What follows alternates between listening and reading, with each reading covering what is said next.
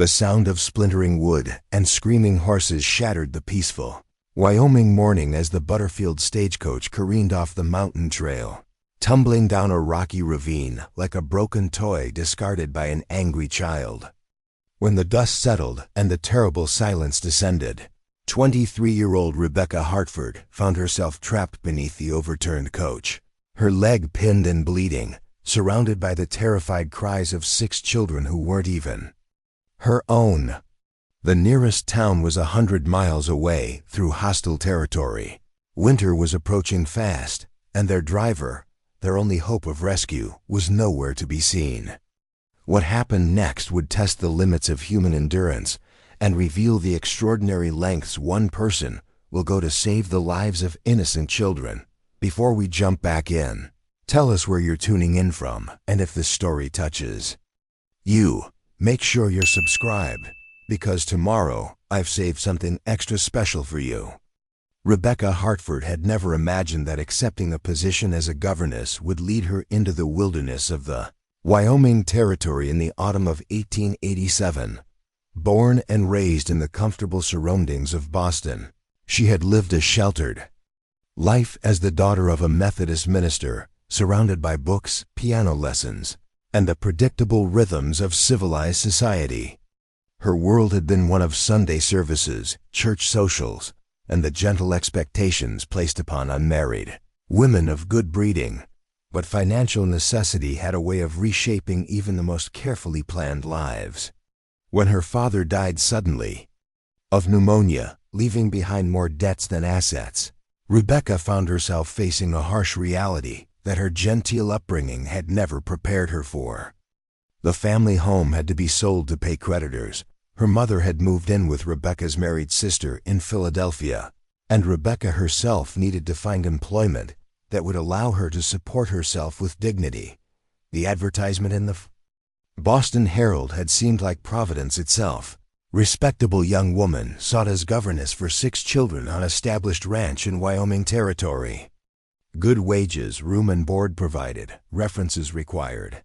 The pay was more than double what she could earn as a seamstress or shop girl in Boston, and the idea of the American West held a romantic appeal that made the position seem like an adventure, rather than merely a job. Mr. Jonathan Whitmore, the ranch owner, had traveled to Boston specifically to interview candidates for the position.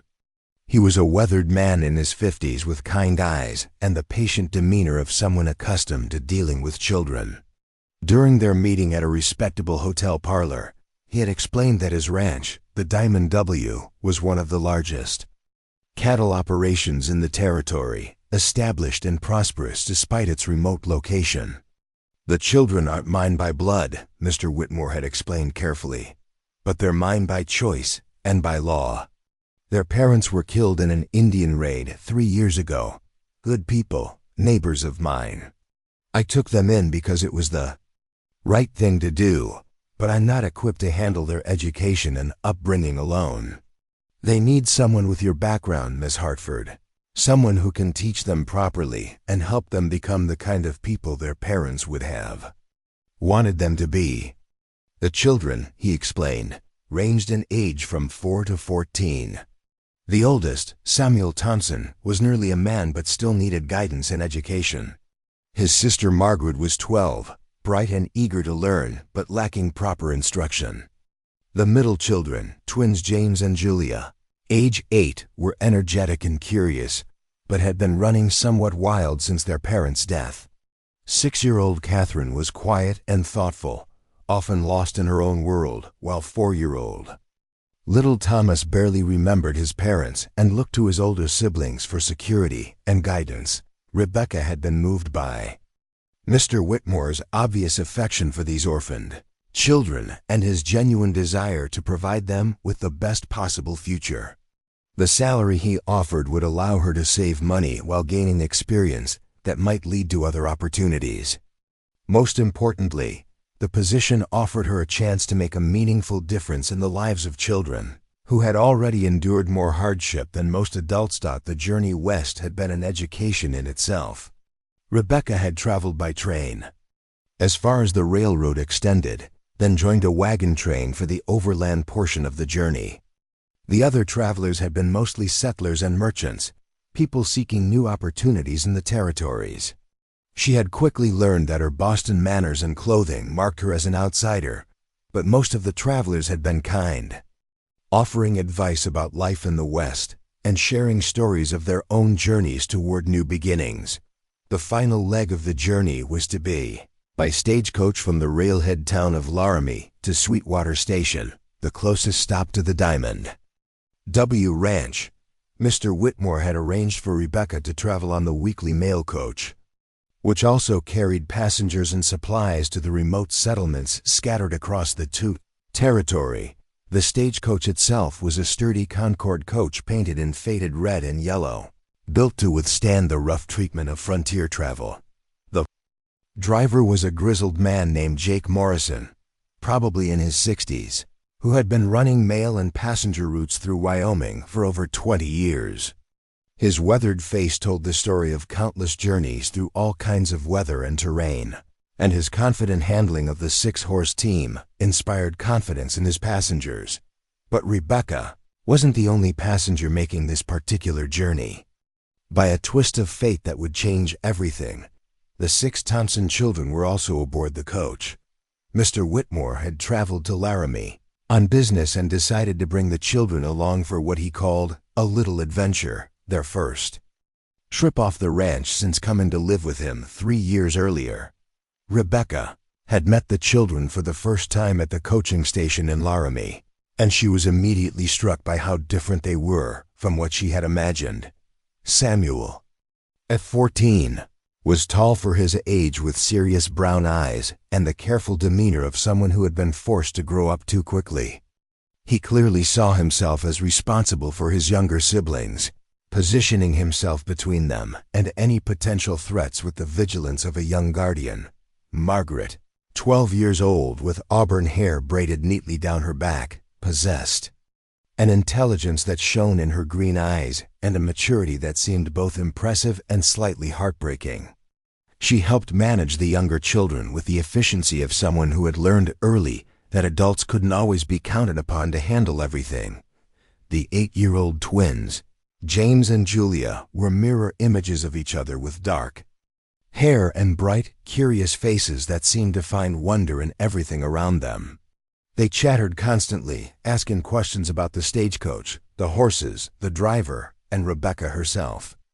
Their enthusiasm was infectious, but Rebecca could see that their exuberance sometimes masked a deeper anxiety about being separated from the security of their adopted home.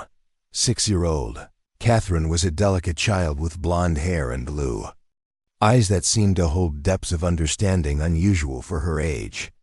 She clutched a worn cloth doll and watched everything with quiet intensity, speaking only when directly addressed but clearly absorbing every detail of her surroundings. Little Thomas, just 4 years old, was the baby of the group, still chubby, with childhood and possessing the natural trust that comes from being thoroughly loved and protected.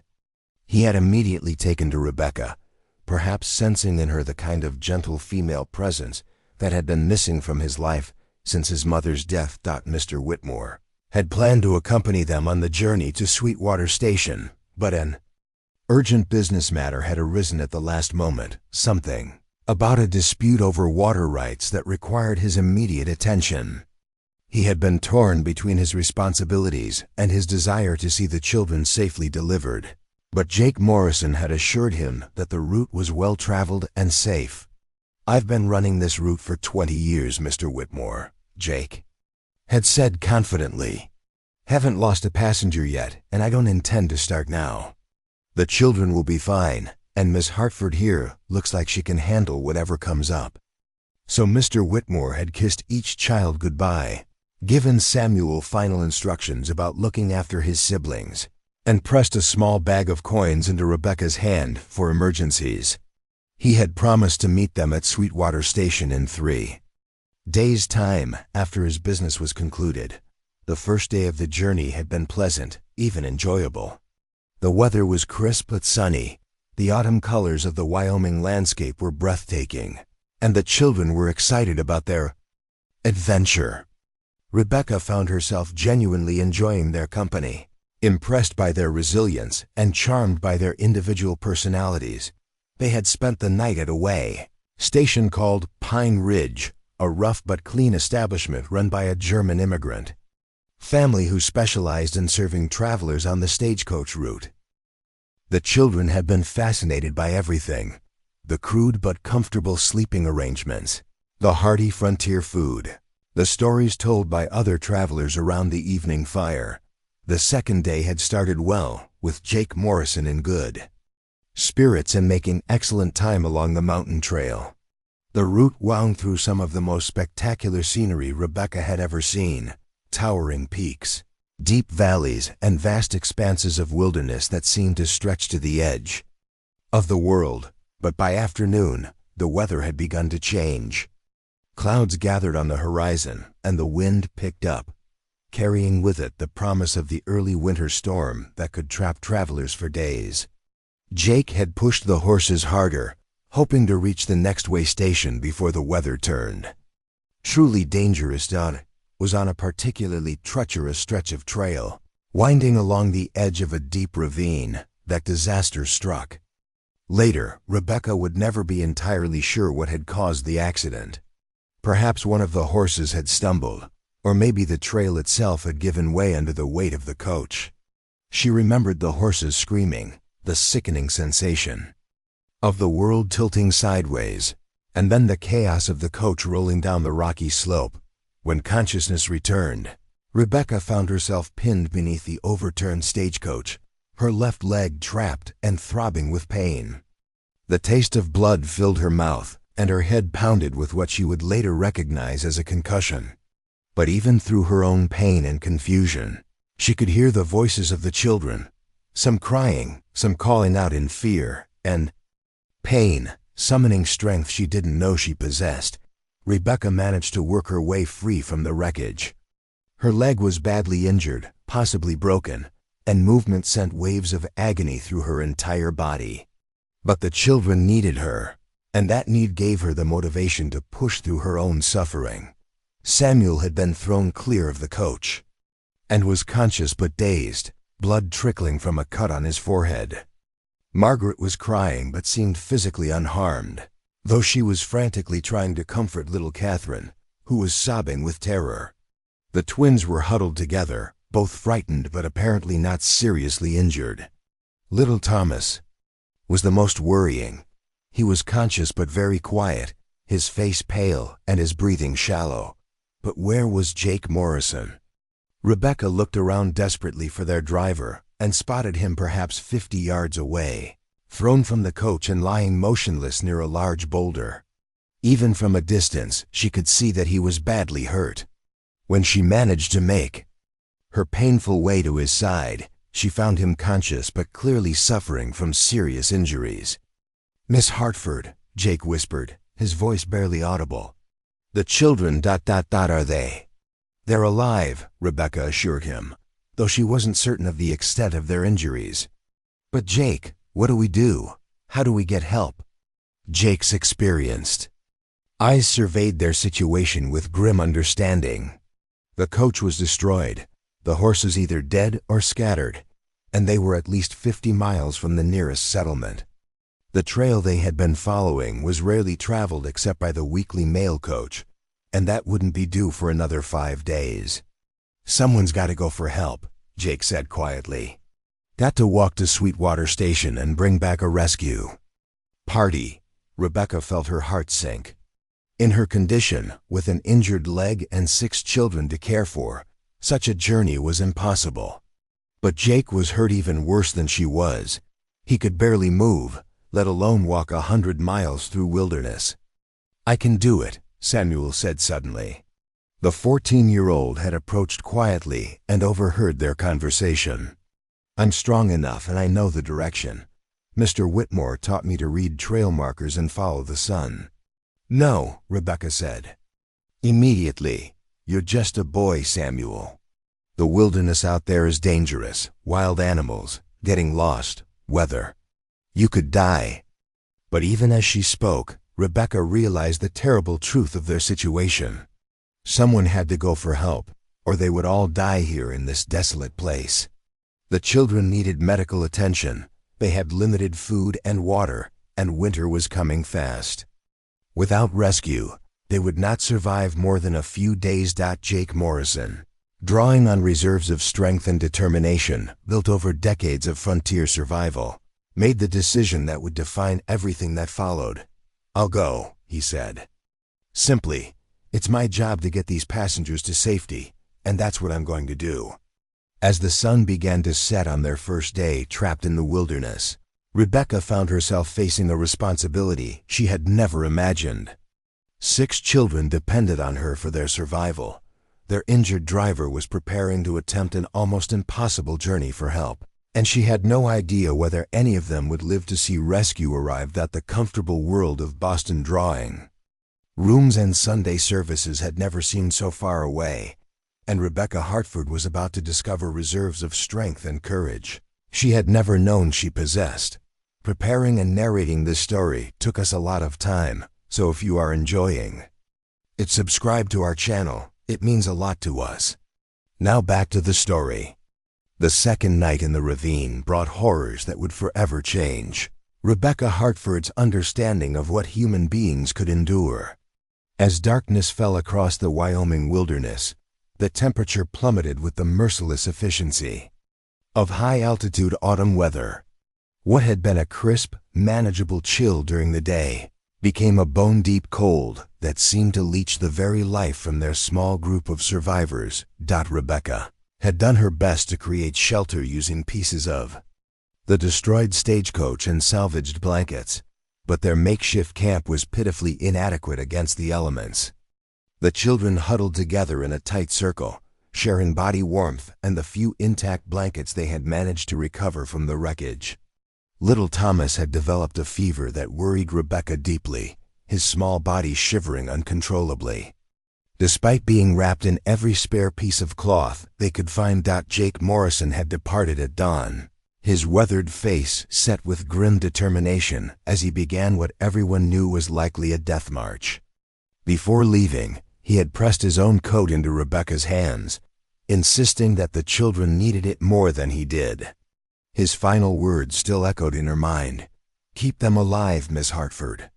No matter what it takes, you keep those children breathing until help arrives." But as the hours passed and the cold deepened, Rebecca began to understand the true magnitude of their situation. This wasn't just about surviving until rescue arrived. It was about preventing 6 innocent children from dying slowly and painfully in one of the most desolate places on earth. Margaret, the 12-year-old who had tried so hard to be brave, had been the first to voice what they were all thinking. "Miss Hartford," she had whispered as the wind howled through their inadequate shelter, "are we going to die here?" The question hung in the frigid air like a visible thing, and Rebecca felt the weight of 6 pairs of eyes watching her response. Samuel, despite his own fear, had stepped forward with the protective instincts that had kept his siblings alive for 3 years. "We're not going to die," he said firmly, though his voice cracked slightly with the strain of maintaining hope. "Jake will bring help. Mr. Whitmore will come looking for us. We just have to hold on." But even as Samuel spoke these words of reassurance, Rebecca could see the doubt in his eyes. He was 14 years old, trying to be the man his younger siblings needed, but he was still just a child himself, a child who had already lost his parents and now faced the possibility of losing everything else. The twins, James and Julia, had stopped their usual chatter. They sat pressed close together, their identical faces pale with cold and fear. Julia kept asking for water, but their supply was dangerously low. The small stream they had discovered nearby was already showing signs of freezing, and Rebecca knew that once it froze completely, their situation would become even more desperate. Catherine, the quiet 6-year-old, had retreated into herself almost completely. She clutched her worn doll and rocked back and forth, her lips moving in what Rebecca realized were prayers, fragments of bedtime prayers her mother had taught her before that terrible day 3 years ago when everything changed. The sight of this small child trying to find comfort in half-remembered words broke something inside Rebecca's heart, but it was little Thomas who represented their most immediate crisis. His fever had worsened throughout the day, and now he lay limp in Rebecca's arms, his breathing shallow and irregular. She had no medicine, no way to bring down his temperature except to bathe his forehead with the precious water from their dwindling supply. The 4-year-old's condition was deteriorating rapidly, and Rebecca knew with horrible certainty that without proper medical care, they would lose him within days. As the second night deepened, Rebecca found herself facing a moment of complete despair. Her own injured leg throbbed with constant pain, making it difficult to move around their camp to tend to the children's needs. She had eaten almost nothing since the crash, giving most of her share of their meager food supplies to the children. Her head still pounded from the concussion, and waves of dizziness occasionally made her question whether she was thinking clearly enough to make the decisions that might keep them all alive. The breaking point came when Catherine started crying. Not the loud, obvious tears of a frightened child, but the quiet, hopeless sobbing of someone who had reached the end of their endurance. The sound was heartbreaking, made worse by the fact that she was trying to muffle it, not wanting to add to everyone else's burden. "I want my mama," Catherine whispered, the words barely audible above the wind. "I want my mama and papa to come get me." Margaret immediately moved to comfort her younger sister, but Rebecca could see that the 12-year-old was fighting back her own tears. The facade of strength that had kept them functioning was beginning to crumble, and Rebecca realized that they were all approaching the psychological breaking point that could be just as dangerous as their physical circumstances. Samuel, who had been trying to repair a section of their shelter that the wind had damaged, suddenly threw down the piece of wood he had been working with. "This is useless," he burst out, his voice cracking with frustration and fear. "We're going to freeze to death out here, and there's nothing we can do about it." The outburst from their unofficial leader sent a ripple of panic through the group. Julia started crying in earnest, while James moved protectively closer to little Thomas. Even Margaret, who had been holding herself together through sheer force of will, began to sob quietly. Rebecca felt the weight of their despair settling over the group like a suffocating blanket. These children had already endured more trauma than most adults ever faced, and now they were confronting the very real possibility of dying in this desolate place, forgotten and alone. In that moment of complete darkness, both literal and metaphorical, Rebecca understood that she was facing a choice that would define not just her own character, but the fate of 6 innocent lives. She could surrender to the despair that seemed so reasonable given their circumstances, or she could find within herself reserves of strength and determination that she had never known existed. The transformation began with a memory that surfaced from the depths of her exhausted mind. She remembered her father's voice during one of his Sunday sermons, speaking to the congregation about the nature of faith during times of trial. "Faith," he had said, "is not the absence of fear or doubt. Faith is the decision to act with hope, even when hope seems foolish." Rebecca had been perhaps 12 years old when she heard those words, sitting in the front pew of their Boston church, more concerned with the uncomfortable wooden bench than with her father's theological insights. But now, in this moment of ultimate crisis, those words returned to her with the force of revelation. She thought about Jake Morrison, somewhere out there in the wilderness, walking through the night despite injuries that would have justified giving up. She thought about Mr. Whitmore, probably organizing search parties even now, refusing to abandon the children he had taken into his heart. She thought about her own father, who had dedicated his life to caring for others, even when it would have been easier to look away. Most of all, she thought about the 6 children depending on her, not just for physical survival, but for the emotional and spiritual strength that would carry them through this ordeal. They needed her to be more than she had ever been, to find courage she didn't know she possessed, to become the kind of person who could transform a hopeless situation into a story of survival and triumph. The change in Rebecca was almost visible. As she straightened her shoulders and looked around at the frightened faces surrounding her. When she spoke, her voice carried a new quality, not the uncertain tone of someone overwhelmed by circumstances, but the steady confidence of someone who had decided to take control of their fate. "Samuel," she said quietly, "you're right that our situation is desperate. But you're wrong about one thing, we're not helpless. We have each other, we have our minds, and we have the will to survive. Those are powerful tools if we use them correctly." She turned to Margaret, who was still trying to comfort Catherine. "Margaret, I need you to help me inventory everything we have. Every piece of clothing, every scrap of food, every tool or material that might be useful. We're going to organize ourselves like a military unit, because that's what it's going to take to survive."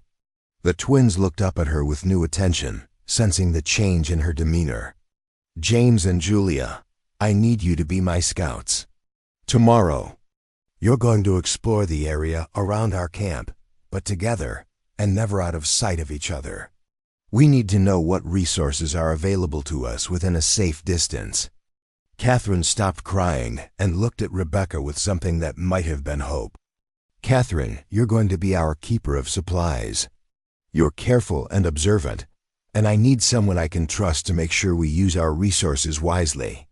Finally, she looked down at little Thomas, still burning with fever in her arms. "And Thomas is going to get better, because we're going to make sure of it.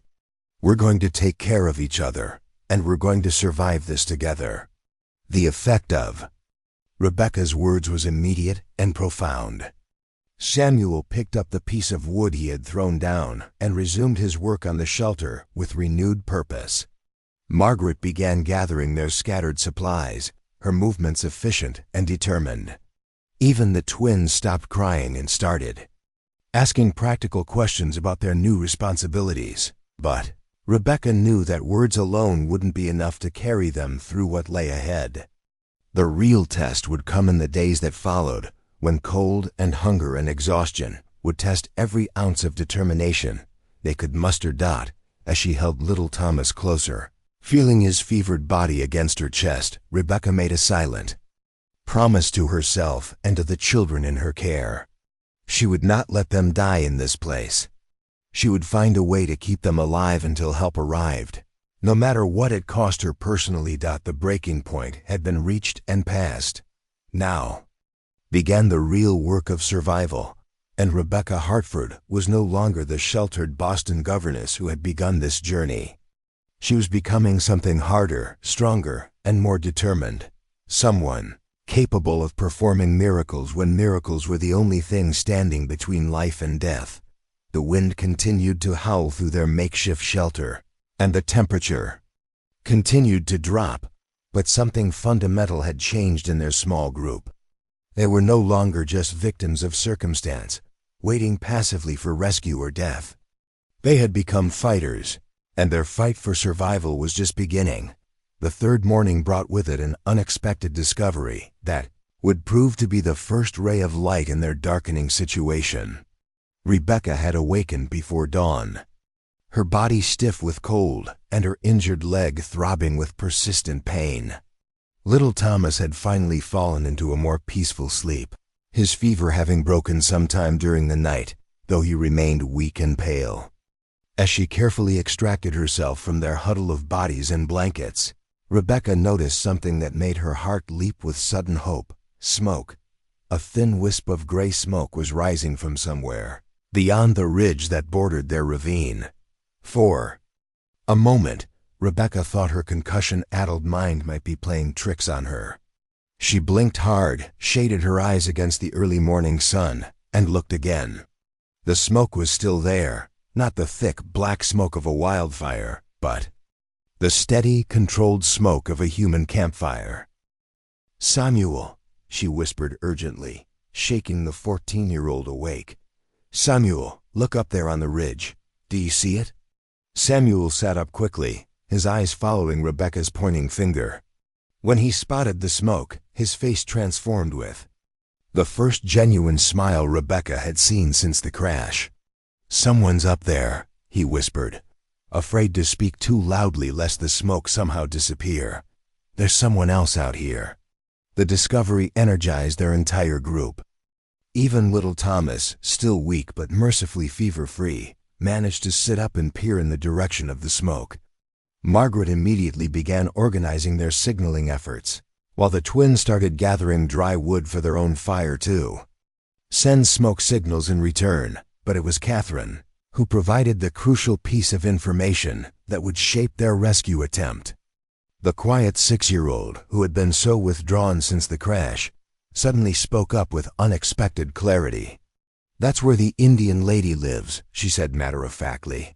As if she were commenting on the weather, everyone turned to stare at her. "What Indian lady?" Rebecca asked gently.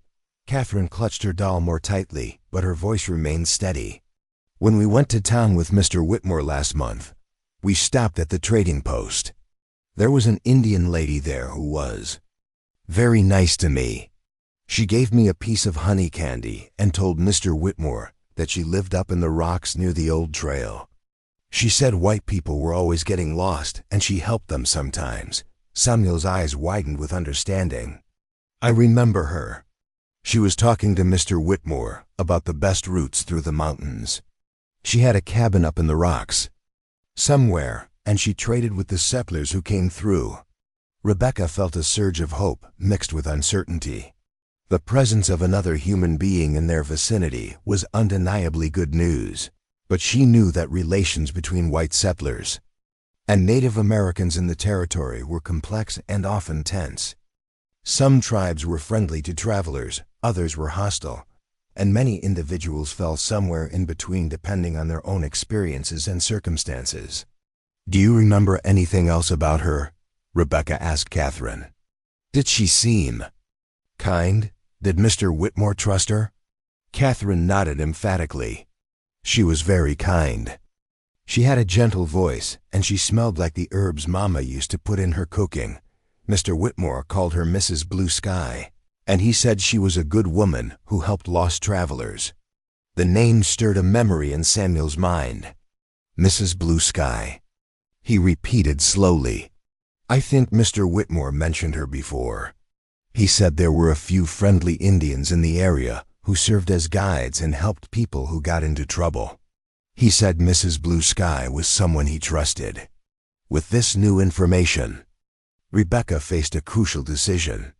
They could remain in their ravine, continuing to survive on their dwindling supplies while waiting for Jake Morrison to return with rescue parties.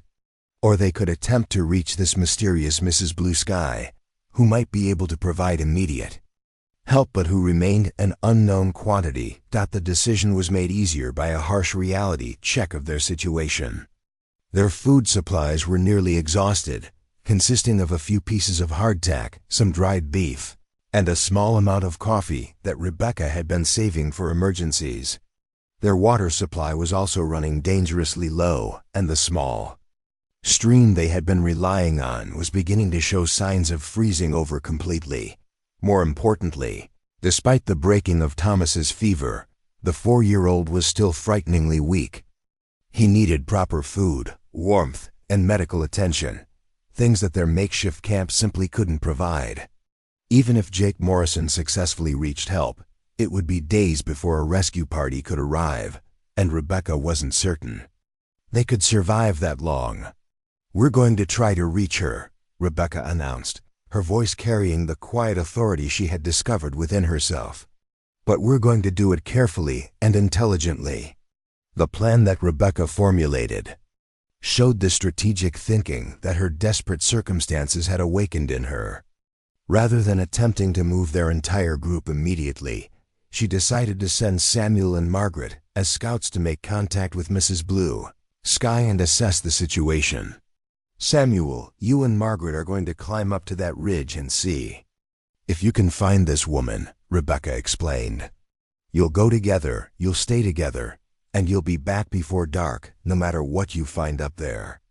If she's friendly and willing to help, you'll explain our situation and ask if she can provide assistance. If anything seems wrong or dangerous, you'll return immediately. Margaret, who had been quiet during the discussion, suddenly spoke up, with a maturity that reminded Rebecca how much these children had been forced to grow up since losing their parents.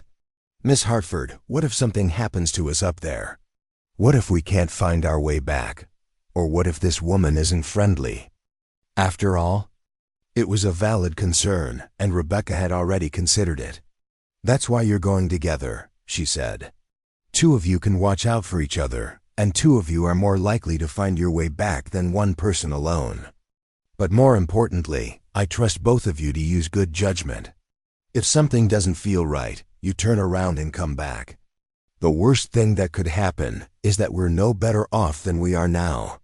Samuel straightened his shoulders with the pride of someone being trusted with a crucial responsibility. "We won't let you down, Miss Hartford. We'll find her, and we'll bring back help." As the two older children prepared for their scouting mission, Rebecca organized the remaining group for a possible evacuation.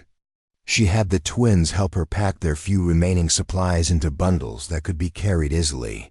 She prepared little Thomas for the possibility of being moved, wrapping him in the warmest blankets they had and ensuring that he was strong enough to travel if necessary. Catherine, meanwhile, proved to be an invaluable source of information about Mrs. Blue Sky. As the quiet child opened up about her memories of the trading post encounter, more details emerged that gave Rebecca confidence in their plan. She spoke English very well, Catherine remembered, and she had a little dog that was very friendly. She told Mr. Whitmore that she had been helping lost travelers for many years, and that she knew all the safe paths through the mountains. Importantly, Catherine recalled a conversation between Mrs. Blue Sky and Mr. Whitmore about the importance of helping children. She said that children were precious gifts that should be protected by all adults, no matter what tribe or people they came from. Mr. Whitmore agreed with her, and they talked about how children were the same everywhere. This memory gave Rebecca the greatest hope she had felt since the crash. A woman who valued children and had a reputation for helping travelers seemed like exactly the kind of person who might be willing to assist 6 orphaned children and their injured governess. Samuel and Margaret set out at mid-morning, climbing carefully up the rocky slope that led toward the ridge where the smoke had been spotted. Rebecca watched them go with a mixture of pride and terror, knowing that she was sending 2 children into an unknown situation that could determine the fate of their entire group. As the hours passed, Rebecca found herself alternating between hope and worry. She kept the twins busy with small tasks around their camp, while little Thomas dozed fitfully in the weak autumn sunshine. Catherine sat quietly with her doll, occasionally pointing out birds or small animals that moved through their valley, displaying a knowledge of wildlife that surprised Rebecca. "My papa taught me about the animals," Catherine explained, when Rebecca commented on her observations. "He said that understanding the creatures around you could help you survive in wild places. He said animals could teach you where to find water, what plants were safe to eat, and when weather was coming." The knowledge that these children possessed continued to amaze Rebecca. They had been raised on a frontier ranch, and despite their young ages, they had absorbed practical survival skills that her Boston upbringing had never provided.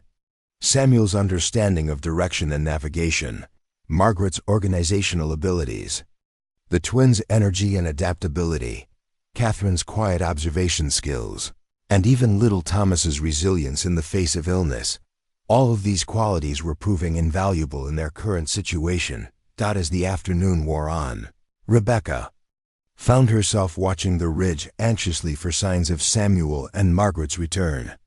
She had told them to be back before dark, but as the sun began its descent toward the western mountains, there was still no sign of the 2 scouts. Just as Rebecca was beginning to consider the possibility that something had gone wrong, she spotted movement on the ridge. Samuel and Margaret were returning, but they weren't alone.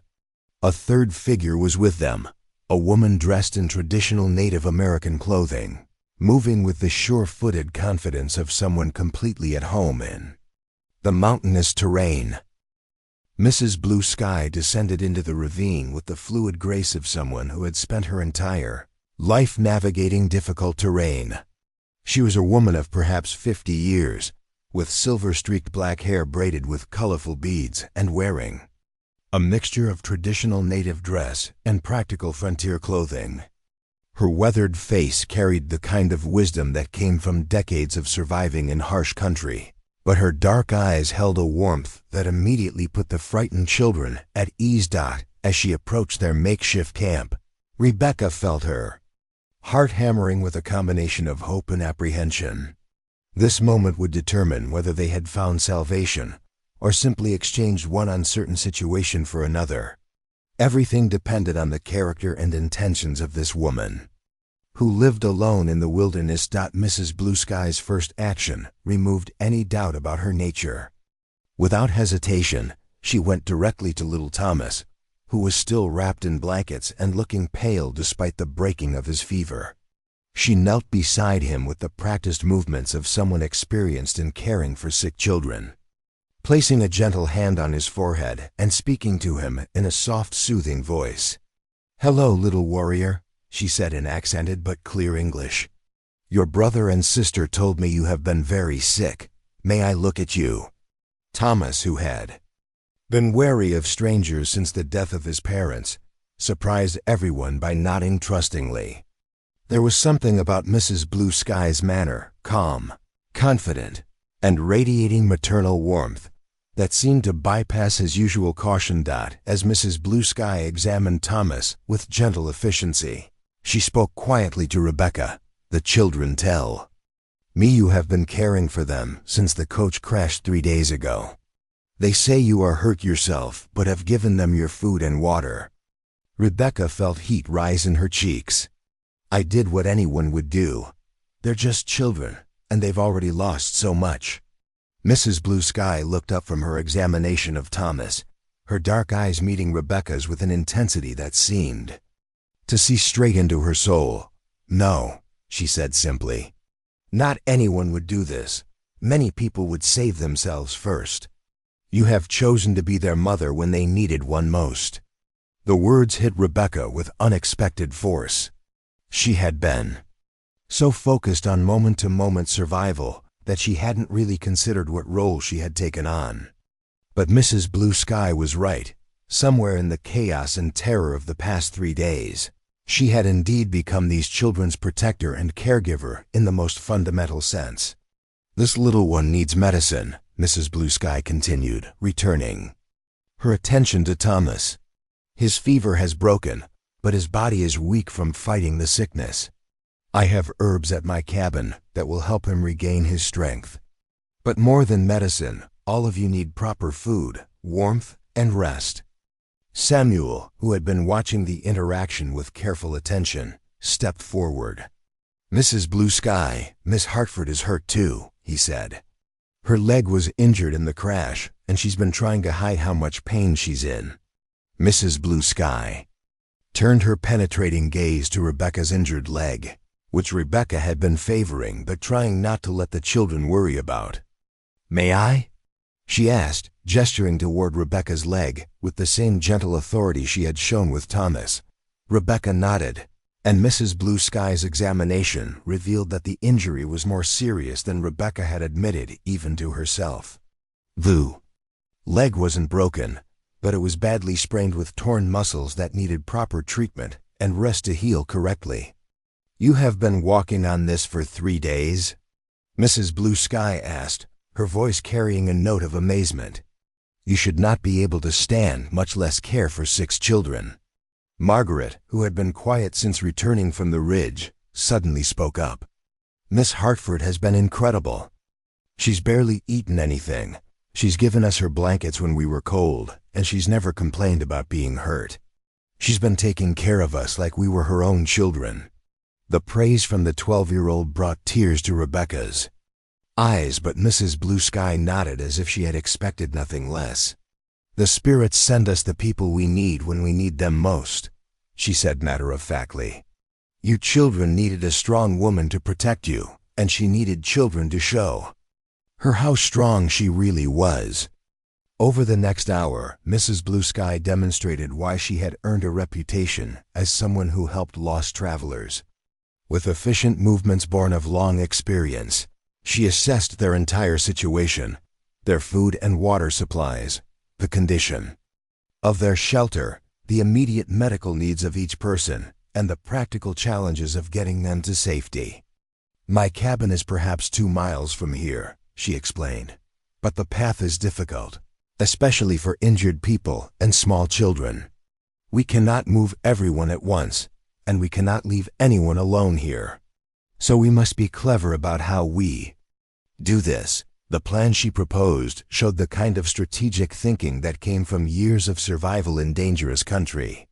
Rather than attempting to move everyone immediately, she would take the 2 strongest children, Samuel and Margaret, back to her cabin to prepare it for the arrival of the others. They would return the next morning with supplies, medicine, and additional help. "Additional help?" Rebecca asked. Mrs. Blue Sky smiled for the first time since arriving, and the expression transformed her weathered face. "I do not live completely alone in these mountains. My nephew, Joseph Running Bear, lives in a cabin about 5 miles from mine. He is a good man, strong and skilled in the wilderness. When Samuel and Margaret told me about your situation, I sent word to him. He will come to help us move the little ones safely." The mention of another person joining their rescue effort brought mixed emotions. Rebecca felt grateful for additional help, but also apprehensive about trusting their safety. To people she didn't know, Mrs. Blue Sky seemed to sense her uncertainty. "You are wise to be cautious," she said approvingly. "A woman alone with children must always be careful about who she trusts. But I will tell you something about Joseph that may ease your mind. He lost his own wife and children to smallpox 5 years ago. Since then, he has dedicated himself to helping families in need, especially those with children. He understands what it means to lose everything and how precious it is when someone offers help." The story resonated with Rebecca in ways she hadn't expected. Here was another person who had experienced devastating loss, but had chosen to respond by helping others rather than becoming bitter or withdrawn. It was a pattern she was beginning to recognize. People who had suffered greatly often became the most compassionate helpers when others faced similar trials. As Mrs. Blue Sky prepared to return to her cabin with Samuel and Margaret, she left behind more than just promises of future help. From a leather pouch she carried, she produced a small collection of items that seemed magical to the desperate group. Dried berries that would provide immediate nutrition, a packet of herb tea that would help little Thomas regain his strength, and most precious of all, a small bottle of clean water infused with healing herbs. "This water is from a sacred spring near my cabin," she explained as she carefully measured doses for each child. "It will not cure all ills, but it will give strength to tired bodies and hope to discouraged hearts." Even more important than the physical gifts was the psychological impact of Mrs. Blue Sky's presence. For 3 days the children had been sustained primarily by Rebecca's determination and their own resilience. But now they had proof that help existed, that caring adults were working to save them, and that their ordeal would not last forever. Catherine, who had been so withdrawn since the crash, actually smiled as Mrs. Blue Sky prepared to leave. "Will you really come back tomorrow?" she asked, clutching her doll tightly. Mrs. Blue Sky knelt down to Catherine's eye level and placed a gentle hand on the child's cheek. "Little one, I promise you that tomorrow you will wake up in a warm cabin with hot food in your belly and soft blankets around you. This I promise on the spirits of my own grandchildren." The twins, James and Julia, who had been unusually quiet during Mrs. Blue Sky's visit, suddenly burst into simultaneous questions. "Will there really be hot food?" Julia asked. "Can we have a real bath?" James added. "Will we be safe from wild animals?" Mrs. Blue Sky laughed, a rich, warm sound that seemed to chase away some of the lingering fear in their camp. "Yes to hot food, yes to warm baths, and yes to safety from wild animals." My cabin is strong and well protected, and soon you will have adults around you whose job it is to worry about such things, so that you can simply be children again." As Samuel and Margaret prepared to accompany Mrs. Blue Sky back to her cabin, Rebecca felt a complex mixture of emotions. She was grateful beyond words for this unexpected help, but she was also nervous about being separated from two of the children she had come to think of as her responsibility. Mrs. Blue Sky seemed to understand her reluctance. "It is hard to let them go even for one night," she observed. "This is how a mother's heart works. It wants to keep all the children close and safe. But sometimes we must send some away in order to save them all." Samuel, showing maturity beyond his 14 years, approached Rebecca with serious eyes. "Miss Hartford, I know you're worried about us being away from the group. But Margaret and I can handle this. We need to do our part to help save everyone." Margaret nodded in agreement. "We'll be back tomorrow morning with everything we need to get everyone to safety. And we'll take good care of each other while we're gone." As the three figures disappeared up the rocky slope toward Mrs. Blue Sky's cabin, Rebecca settled down for another night in the wilderness with the 4 remaining children. But this night felt fundamentally different from the previous ones. The crushing weight of hopelessness had been lifted, replaced by the concrete knowledge that help was not only available but actively being organized. Little Thomas, already showing signs of improvement after drinking Mrs. Blue Sky's herbal water, snuggled closer to Rebecca as darkness fell. "Miss Hartford," he said in his small voice, "is the nice lady really going to take care of us?" Rebecca smoothed his hair back from his forehead, feeling the normal temperature of his skin with profound relief. "Yes, Thomas. She's going to take very good care of all of us." "Good," Thomas said with the simple acceptance of a 4-year-old. "I like her. She smells like the cookies Mrs. Whitmore used to make." As Rebecca held the little boy and listened to the quiet breathing of Catherine and the twins, she reflected on the extraordinary turn their situation had taken. 3 days ago, she had been a sheltered Boston governess whose greatest concern was whether she would be adequate to teach 6 ranch children their letters and numbers. Now she had discovered reserves of strength and determination she never knew existed, had earned the love and trust of 6 remarkable children, and had been blessed with the assistance of a wise woman who understood the true meaning of compassion.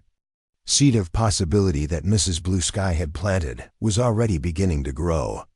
Tomorrow would bring new challenges, but it would also bring the next step towards safety, healing, and hope. For the first time since the Stagecoach crash, Rebecca allowed herself to believe that they were all going to survive this ordeal, and that they might even emerge from it stronger and more connected than they had been before. The 4th night in the ravine brought with it a different kind of challenge for Rebecca Hartford.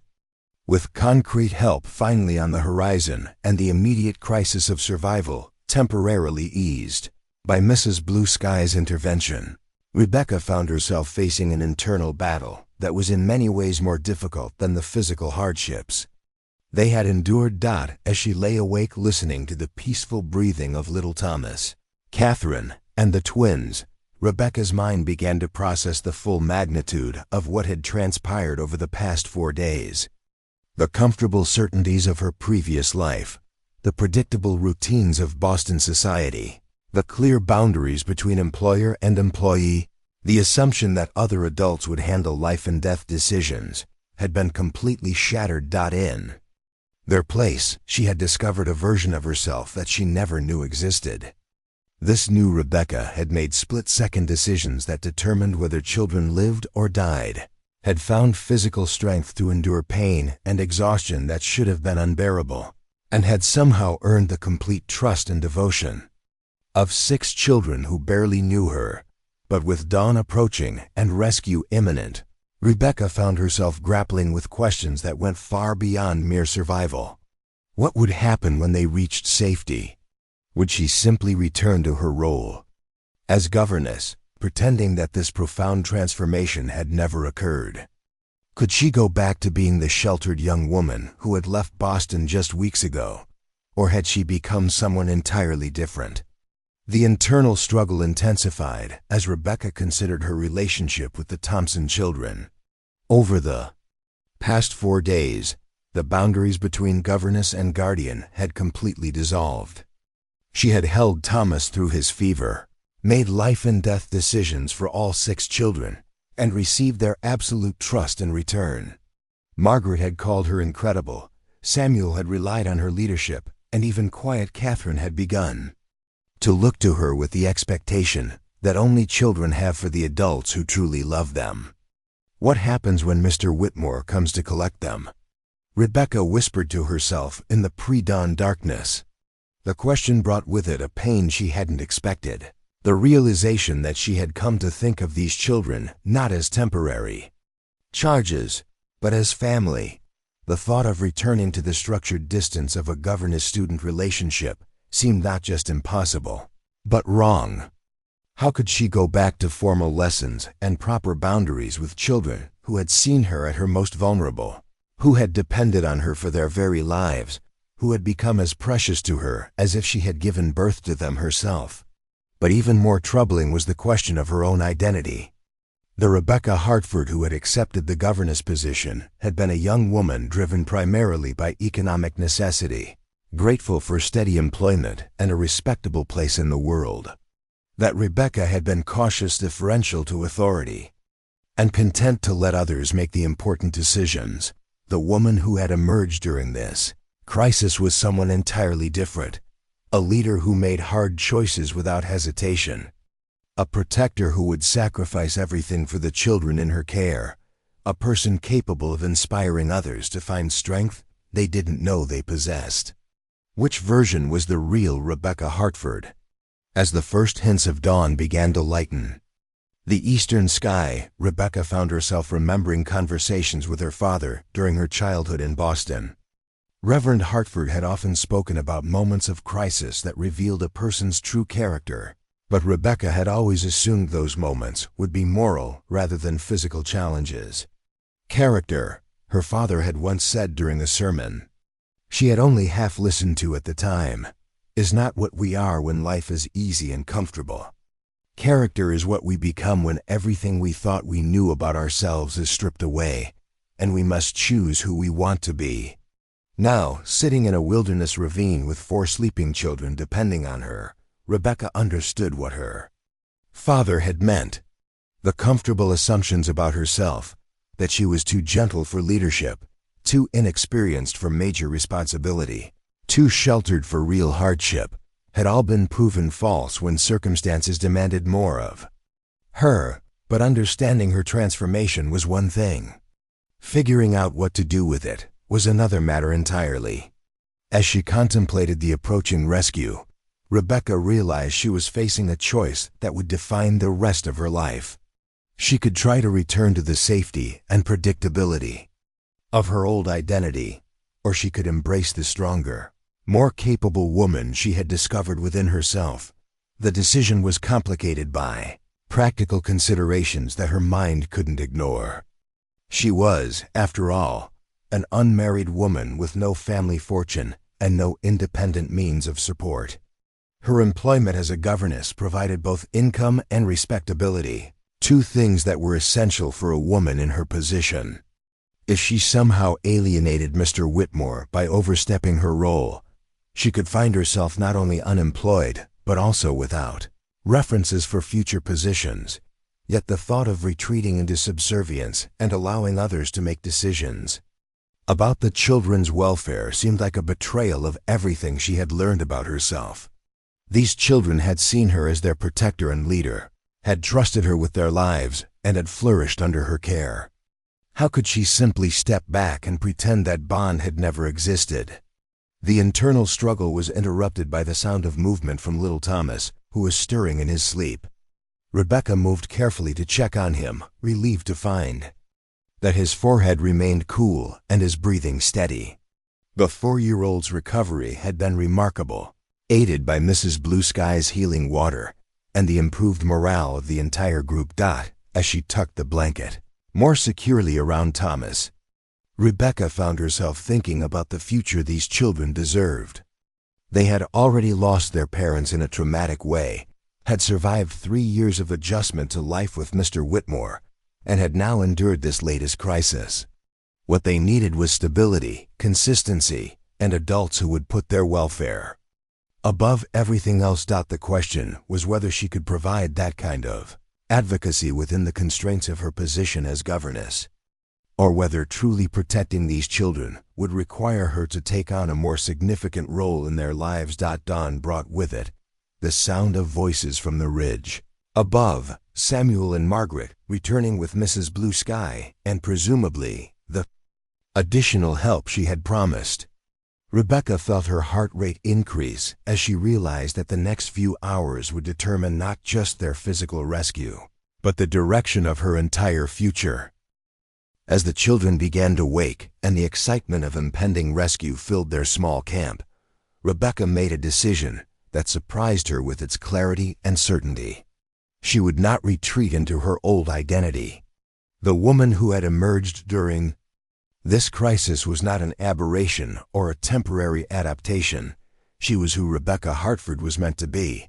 Whatever challenges lay ahead, she would face them as the person she had become rather than the person she had been. She would advocate fiercely for these children's welfare, even if it meant risking her comfortable position.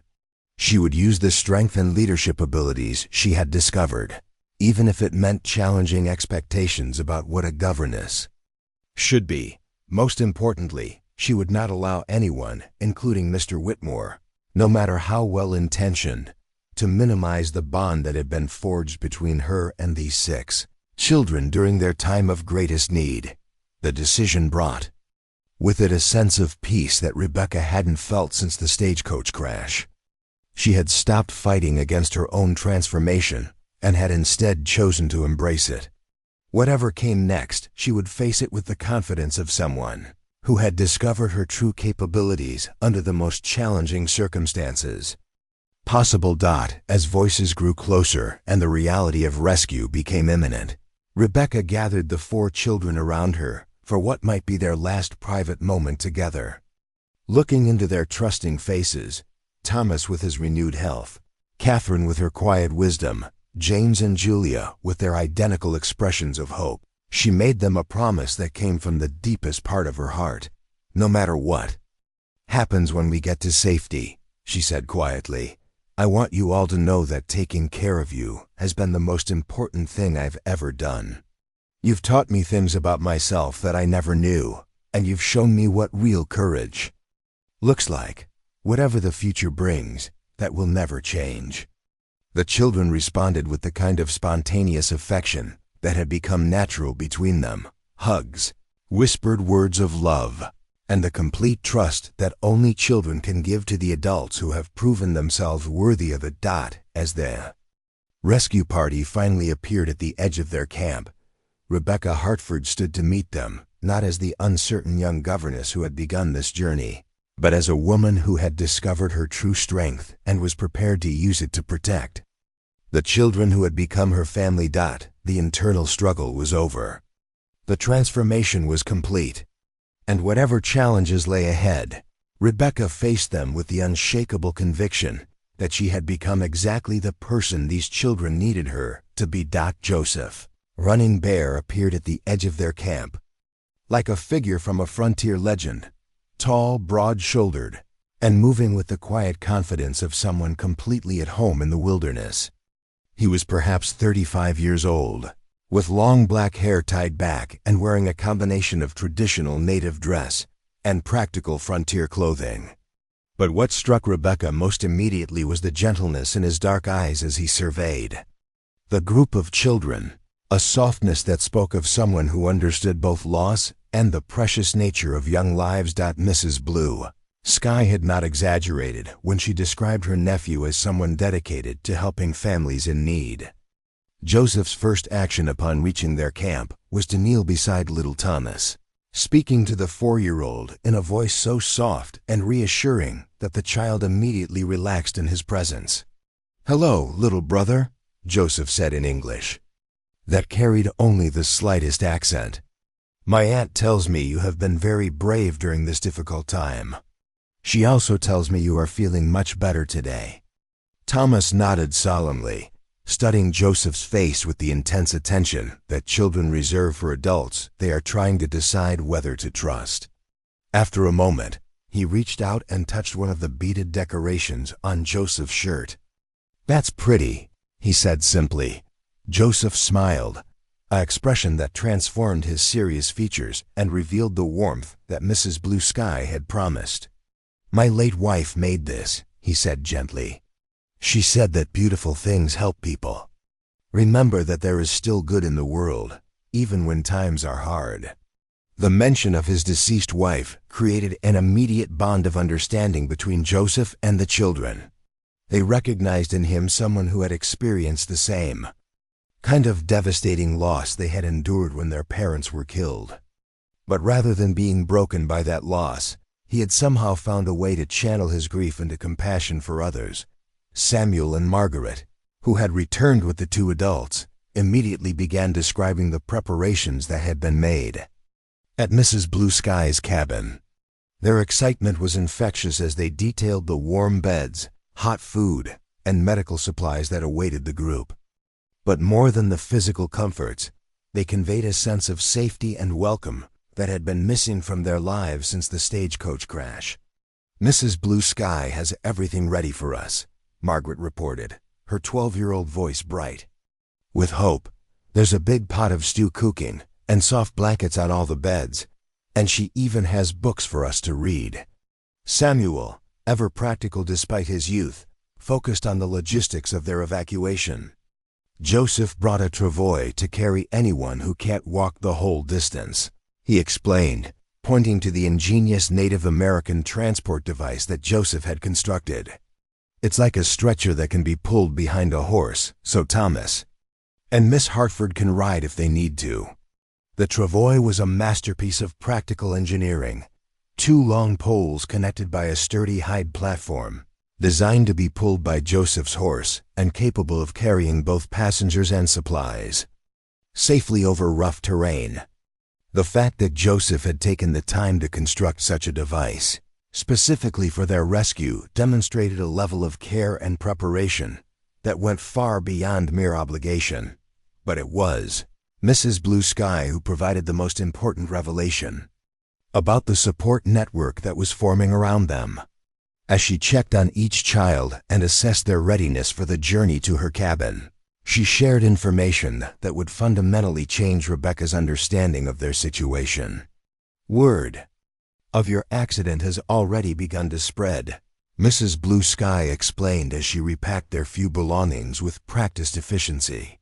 "Joseph sent messages to several trading posts and settlements in the area. People are organizing search parties and gathering supplies to help with your recovery." Rebecca felt a surge of amazement at this news. In her Boston experience, assistance in times of crisis usually came from official sources, churches, government agencies, or formal charitable organizations. The idea that complete strangers scattered across the wilderness would spontaneously organize to help people they had never met was almost beyond her comprehension. "But why?" Rebecca asked. "These people don't even know us. Why would they go to such trouble for strangers?" Joseph looked up from where he was helping Julia gather her few possessions, his expression serious but kind. "In this country, Miss Hartford, we understand that we all depend on each other for survival. Today you need help. Tomorrow it might be one of us. The wilderness doesn't care about the color of your skin or where you came from. It will kill anyone who faces it alone. So we help each other, because that's how we all survive." The philosophy he described was so different from the competitive individualism that characterized much of Rebecca's Boston experience that it took her a moment to fully grasp its implications. In the frontier territories, mutual aid wasn't just a moral choice. It was a practical necessity that meant the difference between life and death. Catherine, who had been quietly listening to the adults' conversation while clutching her beloved doll, suddenly spoke up with the directness that only children possess. "Are all these people going to take care of us forever?" Mrs. Blue Sky knelt down to Catherine's eye level, her weathered face gentle with understanding. "Little one, many people will help you until you are safe and strong again. But the most important thing is that you have each other, and you have Miss Hartford, who loves you like a mother." The casual way Mrs. Blue Sky described Rebecca's relationship with the children sent a jolt of recognition through Rebecca's heart. She realized that her internal struggle from the previous night had been witnessed and understood by this wise woman, who saw clearly what Rebecca herself was still coming to terms with. As they prepared to leave the ravine that had been their home for 4 desperate days, Joseph shared more details about the network of assistance that was mobilizing on their behalf. A doctor from the nearest settlement was traveling to Mrs. Blue Sky's cabin to examine everyone and ensure they had suffered no lasting effects from their ordeal. A merchant from the trading post was bringing additional supplies and warm clothing sized for children. Most importantly, several experienced frontiersmen were organizing to continue the search for Jake Morrison, who had not yet returned from his heroic journey to seek help. Jake Morrison is well known and respected throughout this territory, Joseph explained as he prepared his horse and travois for the journey. Men like him are rare, completely reliable and utterly fearless when it comes to helping people in trouble. Everyone who knows him will want to help find him and bring him home safely. The mention of their missing driver brought a soberness to the group's excitement about reaching safety. Jake had risked his life to walk more than 100 miles through dangerous territory to seek help for people who were essentially strangers to him. The fact that he had not yet returned raised troubling questions about his fate, but Mrs. Blue Sky seemed to sense the children's growing worry about Jake's absence. "In my experience," she said with quiet confidence, "men like Jake Morrison are harder to kill than the wilderness realizes. He has probably reached help and is already leading a rescue party back here. When they arrive at your crash site and find it empty, they will know to look for you at my cabin." As the evacuation began, Rebecca was struck by the efficiency and care with which Joseph and Mrs. Blue Sky managed every detail. Little Thomas and Catherine were settled comfortably on the travois, surrounded by blankets and supplied with snacks. For the journey, the twins were assigned specific responsibilities for carrying supplies, giving them a sense of importance and purpose. Samuel and Margaret were positioned as scouts, ranging ahead to check the trail and ensure safe passage. Rebecca herself was given the choice of riding on the travois or walking, and she chose to walk despite her injured leg. The decision was partly practical, more room for the smallest children, but it was also symbolic. She wanted to complete this journey on her own feet, as a demonstration to herself and the children that she was strong enough to lead them into whatever came next. The journey to Mrs. Blue Sky's cabin took most of the morning, winding through terrain that was both beautiful and challenging. Joseph's knowledge of the country was evident in his choice of route, avoiding the steepest climbs while finding the most direct path to safety. His horse was steady and well-trained, pulling the travois with smooth movements that kept its passengers comfortable, despite the rough ground as they traveled. The children began asking questions about Mrs. Blue Sky and Joseph's way of life, their curiosity overcoming the shyness that had initially made them quiet around their rescuers. The twins were particularly fascinated by Joseph's horse, a sturdy paint mare named Star, who seemed as gentle and reliable as her owner. "Did you train her yourself?" James asked, walking alongside the horse with the fearless interest of an 8-year-old. "Star and I learned to trust each other over many years," Joseph replied. "Trust is the most important thing between people and animals, just like it's the most important thing between people and people." Margaret, always thoughtful, picked up on the deeper meaning in Joseph's words. "Is that why you and Mrs. Blue Sky are helping us? Because you trust that we're good people?" "We help because it's the right thing to do," Joseph said simply. "But yes, we can see that you are all good people who have taken care of each other during a very hard time. That tells us much about your character." As Mrs. Blue Sky's cabin came into view, a sturdy log structure built into a natural clearing surrounded by towering pines, Rebecca felt an overwhelming sense of gratitude for the network of support that had materialized around them. In the space of just 24 hours, they had gone from being completely isolated and facing possible death to being surrounded by caring adults who were actively working to ensure their safety and recovery. The cabin itself was more comfortable and well-appointed than Rebecca had dared to hope. Smoke rose from the chimney, promising warmth and hot food. Windows glowed with the soft light of oil lamps, suggesting a cozy interior that would provide refuge from the harsh wilderness.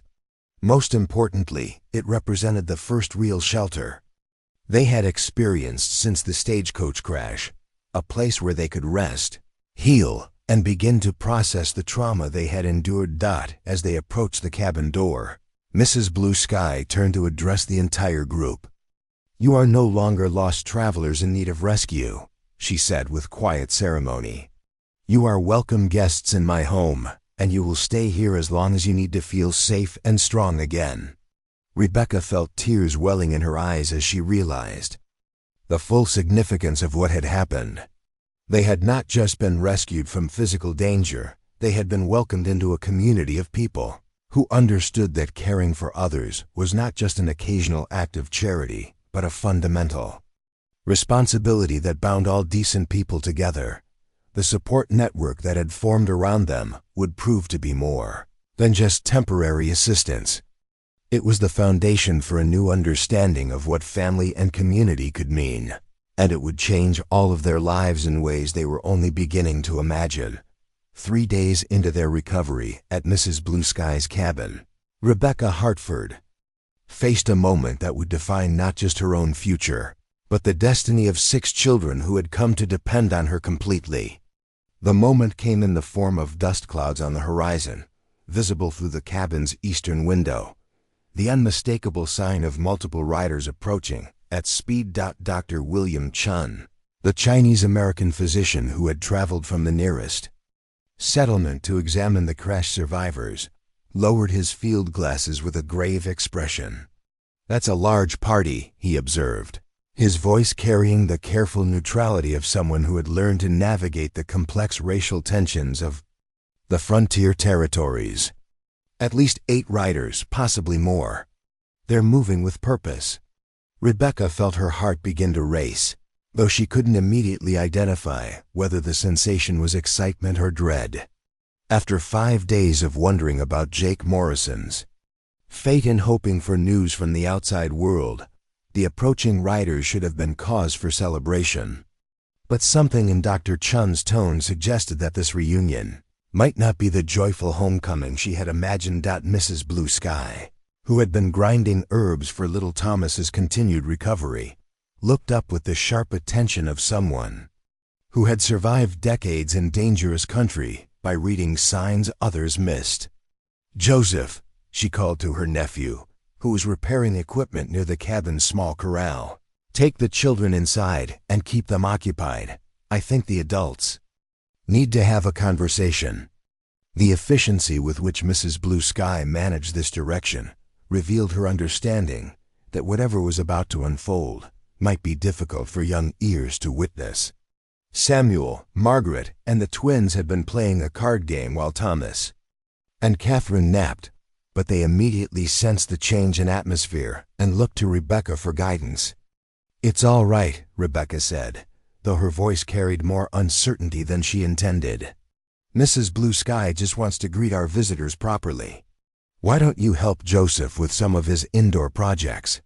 As the children reluctantly moved inside, Rebecca remained on the cabin's front porch with Mrs. Blue Sky and Dr. Chun, watching the dust cloud grow larger and more distinct.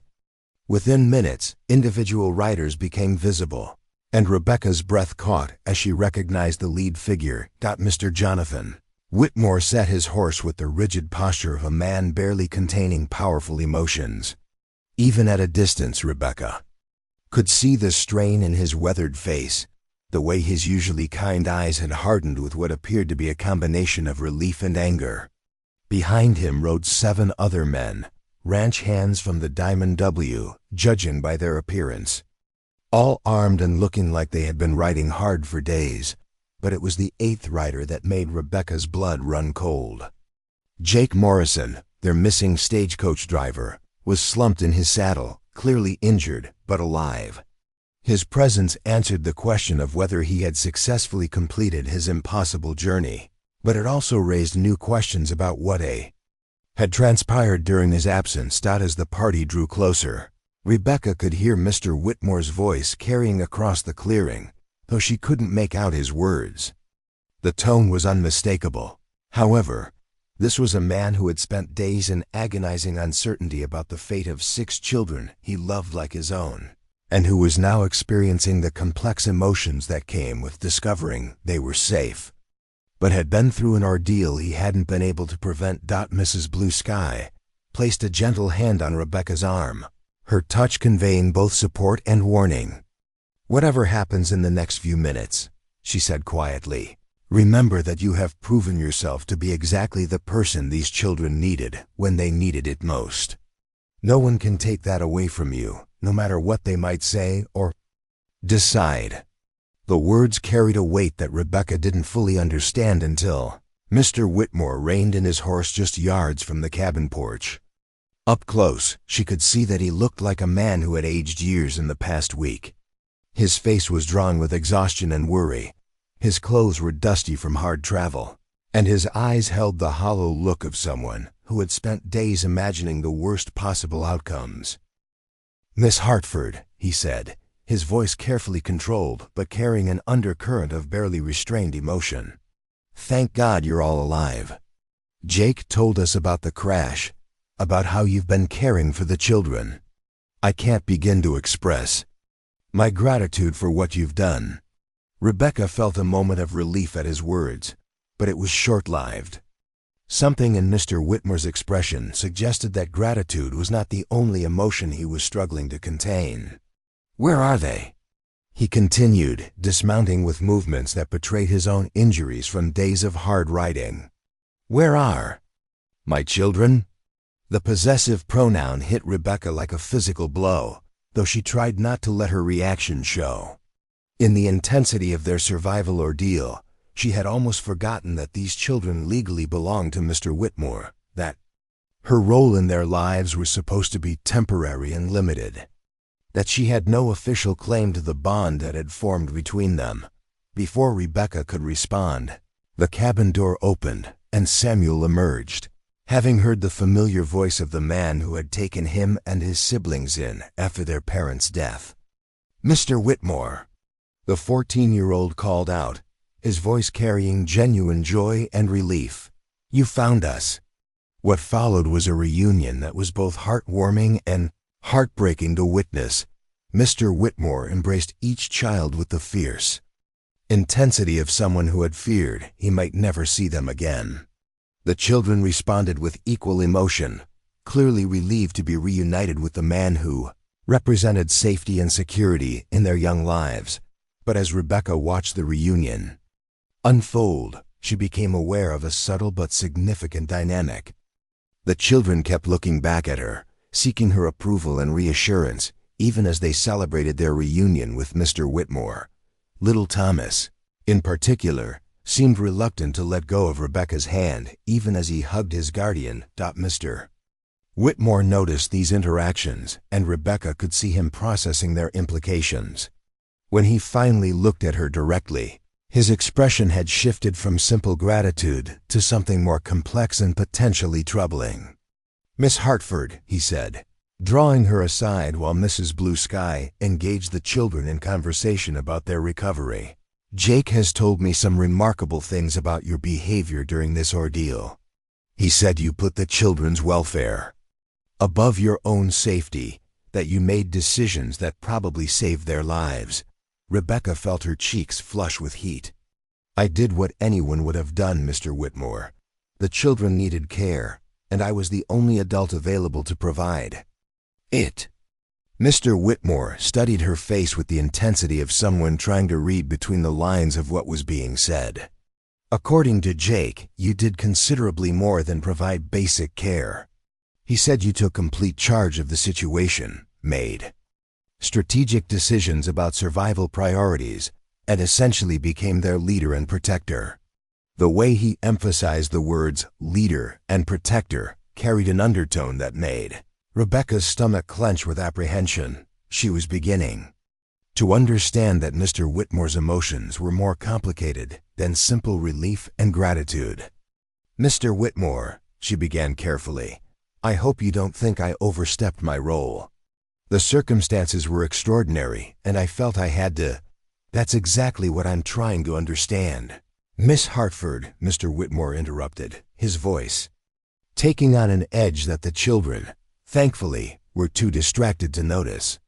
"What role do you think you played in my children's lives during this crisis?" The question hung in the air between them like a challenge, and Rebecca realized she was facing the point of no return she had anticipated during her internal struggle at the cabin. She could retreat into the safe, subordinate role of an employee who had simply done her duty, or she could acknowledge the profound transformation that had occurred in her relationship with these children. Dr. Chun, who had been quietly observing the interaction while tending to Jake Morrison's injuries, cleared his throat diplomatically.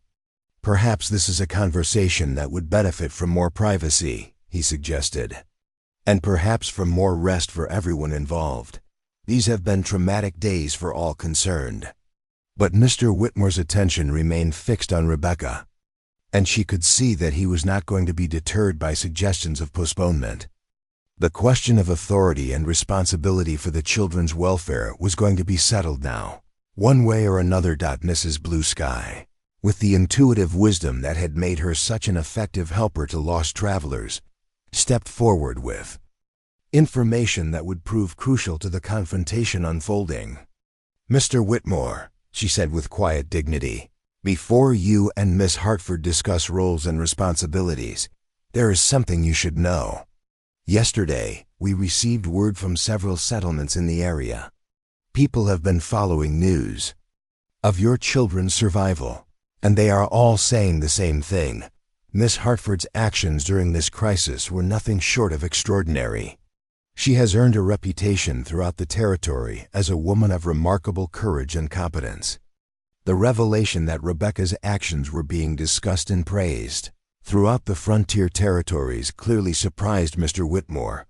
Rebecca could see him recalibrating his understanding of the situation, realizing that this was not simply a matter of an employee overstepping her bounds, but a woman who had achieved something noteworthy enough to become regional news. "Furthermore," Mrs. Blue Sky continued, "Dr. Chun has examined all the children and confirms that their physical and emotional condition is excellent, considering what they have endured. This is largely due to Miss Hartford's care and leadership during their most vulnerable time." Dr. Chun nodded in confirmation.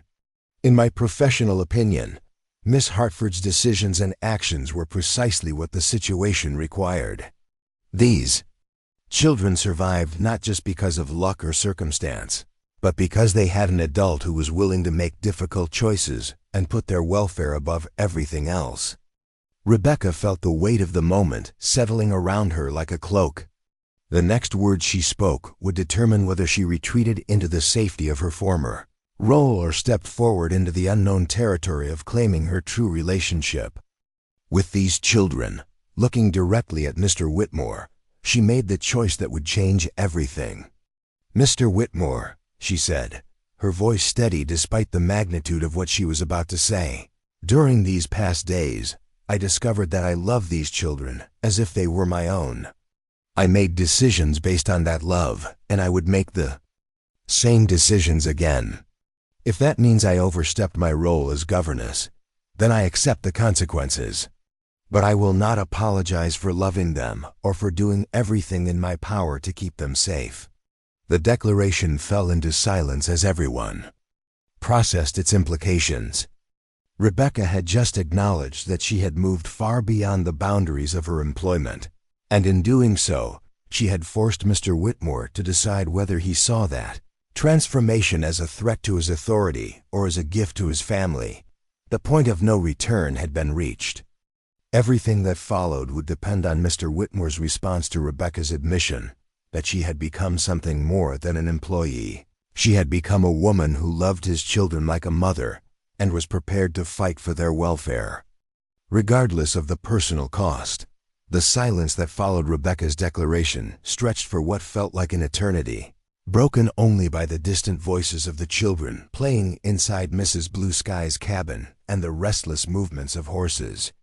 Still saddled from their long journey, Mr. Whitmore stood frozen, his weathered face cycling through emotions that ranged from shock to confusion, to something that might have been recognition. Jake Morrison, despite his injuries and exhaustion from his 100-mile trek through the wilderness, struggled to dismount from his horse. His weathered features bore the marks of his ordeal, cuts from thorns, sunburn from exposure, and the hollow-eyed look of a man who had pushed his body beyond its natural limits. But his voice, when he finally spoke, carried the authority of someone who had witnessed extraordinary events firsthand. "Mr. Whitmore," Jake said, his words coming slowly but with unmistakable conviction, "I need you to understand something about what happened out there. Miss Hartford didn't just take care of those children. She saved their lives through decisions that no ordinary person could have made." He paused, accepting the cup of water from Dr. Chun before continuing. "When I left to get help, little Thomas was burning up with fever and might have died within hours. The other children were so scared they could barely function. Miss Hartford was hurt herself, but she pulled that group together and kept them alive through sheer force of will." Mr. Whitmore's attention shifted between Jake's account and Rebecca's face, as if trying to reconcile the composed young woman before him with the heroic figure being described. "Jake, I'm grateful beyond words for what Miss Hartford did. But surely you understand my position. These are my children, my responsibility. I hired Miss Hartford as a governess, not as what?" The question came from an unexpected source. Margaret Thompson, who had apparently been listening from just inside the cabin doorway, stepped onto the porch with the kind of quiet dignity that made her seem older than her 12 years. "Not as someone who loves us?" Behind Margaret, the other children began to emerge from the cabin, drawn by the tension they could sense, even if they didn't fully understand its source. Samuel positioned himself protectively near his younger siblings, while the twins flanked little Thomas, who was clutching Rebecca's skirt with the instinctive need for comfort that only children possess. Catherine, still holding her beloved doll, looked up at Mr. Whitmore with the direct gaze that had always made adults slightly uncomfortable. "Mr. Whitmore," she said in her soft voice, "Miss Hartford took care of us when we thought we were going to die. She gave us her food and her blankets, and she made us feel safe even when we were very scared." The simple honesty of Catherine's words seemed to hit Mr. Whitmore harder than any adult argument could have. Rebecca watched as his expression began to shift, the defensive anger slowly giving way to a deeper understanding of what had actually transpired during their ordeal. Samuel, who had been quiet since the confrontation began, stepped forward with the measured dignity of someone who had learned to speak for his siblings when necessary. "Mr. Whitmore, we know you love us and take good care of us. We love you too, and we're grateful for everything you've done for us since our parents died. But Miss Hartford, she became family to us out there. Not instead of you, but alongside you." The 14-year-old's words carried a wisdom that seemed to cut through the adult complications and confusion, reducing the situation to its essential truth. The children weren't asking anyone to choose sides or establish hierarchies of authority. They were simply acknowledging that love had grown where it hadn't existed before, and that this expansion of their family was something to be celebrated rather than feared. Mrs. Blue Sky, who had remained quietly observant throughout the confrontation, finally spoke with the gentle authority that had made her such an effective mediator for lost travelers over the years. "Mr. Whitmore," she said, "in my culture, we believe that children choose their own spiritual parents as well as being born. To their blood parents. These children have chosen Miss Hartford as someone they trust with their lives and their hearts. That is not a threat to your relationship with them, it is a gift. Dr. Chen, who had finished treating Jake Morrison's most pressing injuries, approached the group with the measured pace of someone who understood that medical crises often revealed deeper truths about human relationships. Mr. Whitmore, I've been practicing medicine on the frontier for 15 years, and I've seen many situations where families are forced to rely on the kindness of strangers.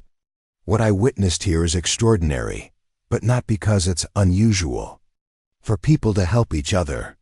It's extraordinary because of the depth of care and competence that Miss Hartford demonstrated.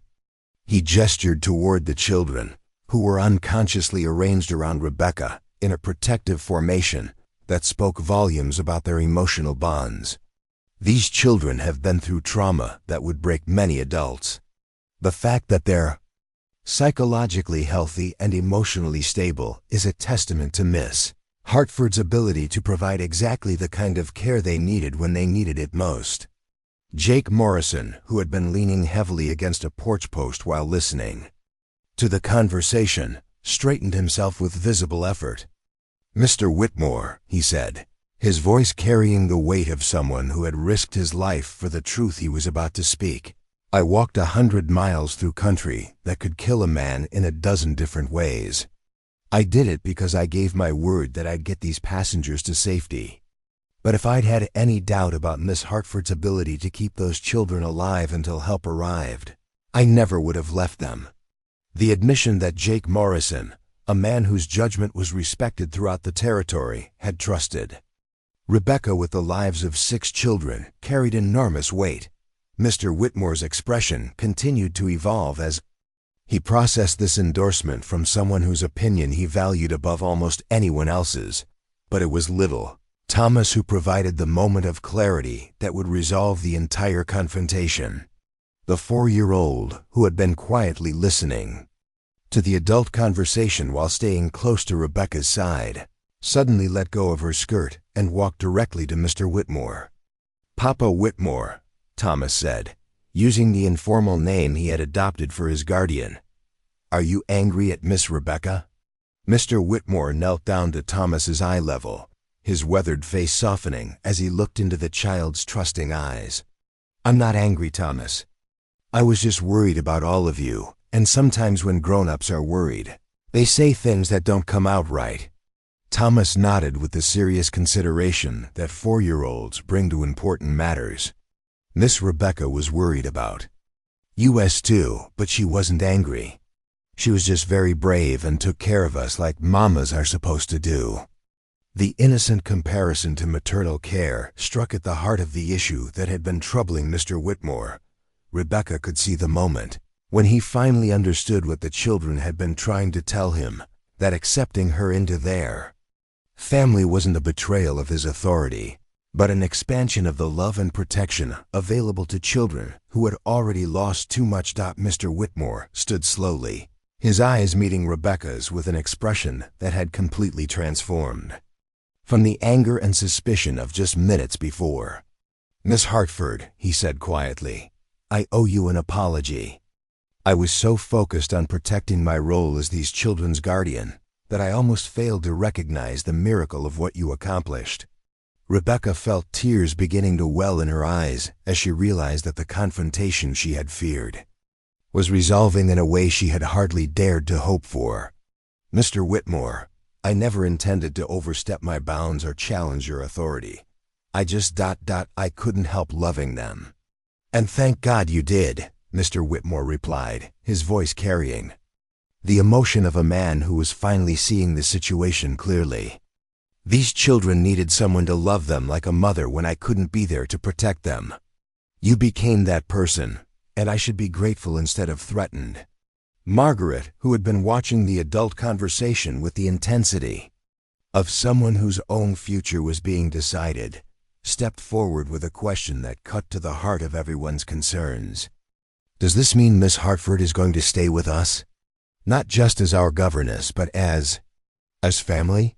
The question hung in the air as everyone awaited Mr. Whitmore's response. Rebecca held her breath, knowing that his next words would determine not just her professional future, but the shape of the family that had formed during their desperate days in the wilderness. Mr. Whitmore looked around at the faces surrounding him, the children who had survived impossible circumstances, the woman who had sacrificed everything to protect them, and the frontier community that had mobilized to help complete strangers in their time of need. When he spoke, his words carried the finality of a decision that came from the deepest part of his heart. "Miss Hartford," he said formally, "I would like to offer you a new position. Not as governess to the Thompson children, but as partner in raising them. If you're willing to make the Diamond W Ranch your permanent home, I believe these children would be blessed to have you as the closest thing to a mother they've known since they lost their parents." The offer went far beyond anything Rebecca had dared to hope for. She looked around at the faces of the children, Samuel's proud smile, Margaret's glowing eyes, the twins' excited bouncing, Catherine's shy nod of approval, and Thomas's complete trust, and knew that she was being offered not just a job, but a destiny. "Yes," she said simply, her voice steady despite the magnitude of the moment. "Yes, I would be honored to be part of this family." The celebration that followed was spontaneous and joyful, with the children embracing both Rebecca and Mr. Whitmore in a group hug that symbolized the expansion of their family bonds. Mrs. Blue Sky smiled with the satisfaction of someone who had witnessed the resolution of a crisis through the application of wisdom and compassion. Dr. Chun nodded approvingly at an outcome that would benefit everyone involved, especially the children, whose welfare had been his primary concern. But perhaps the most significant response came from Jake Morrison, who, despite his exhaustion and injuries, managed a smile of genuine happiness. "Miss Hartford," he said, "when I started that walk through the wilderness, I was hoping to save the lives of 6 children and 1 governess.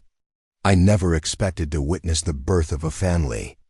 As the sun began to set over Mrs. Blue Sky's cabin, painting the sky in brilliant shades of orange and red, Rebecca Hartford understood that she had made the most important choice of her life. She had chosen courage over safety, authenticity over convention, and love over limitation.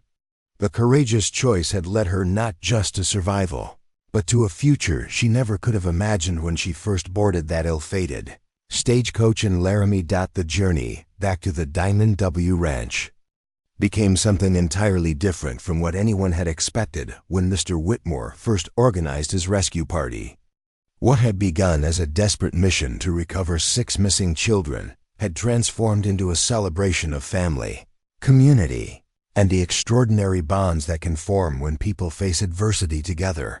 The traveling party that departed Mrs.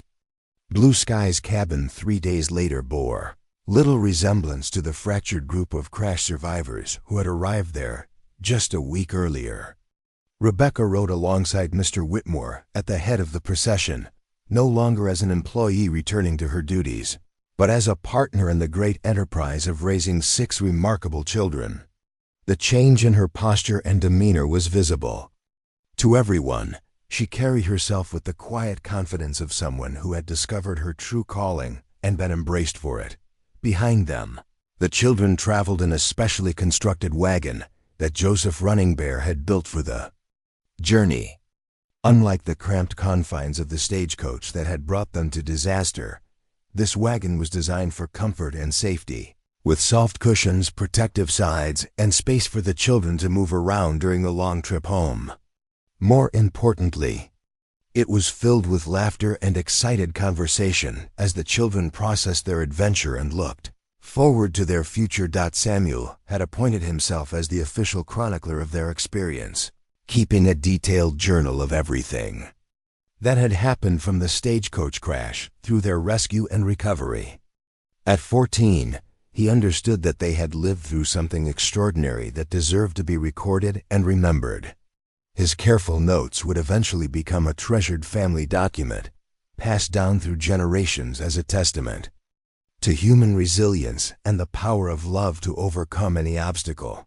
Margaret had thrown herself into planning their return to normal life with the organizational skills that had served them so well during their crisis. She had made lists of the schoolwork they would need to catch up on, the household routines they would need to re-establish, and the ways they could help Rebecca settle into her new role as their surrogate mother. Her 12-year-old mind was already working through the practical details of integrating their expanded family.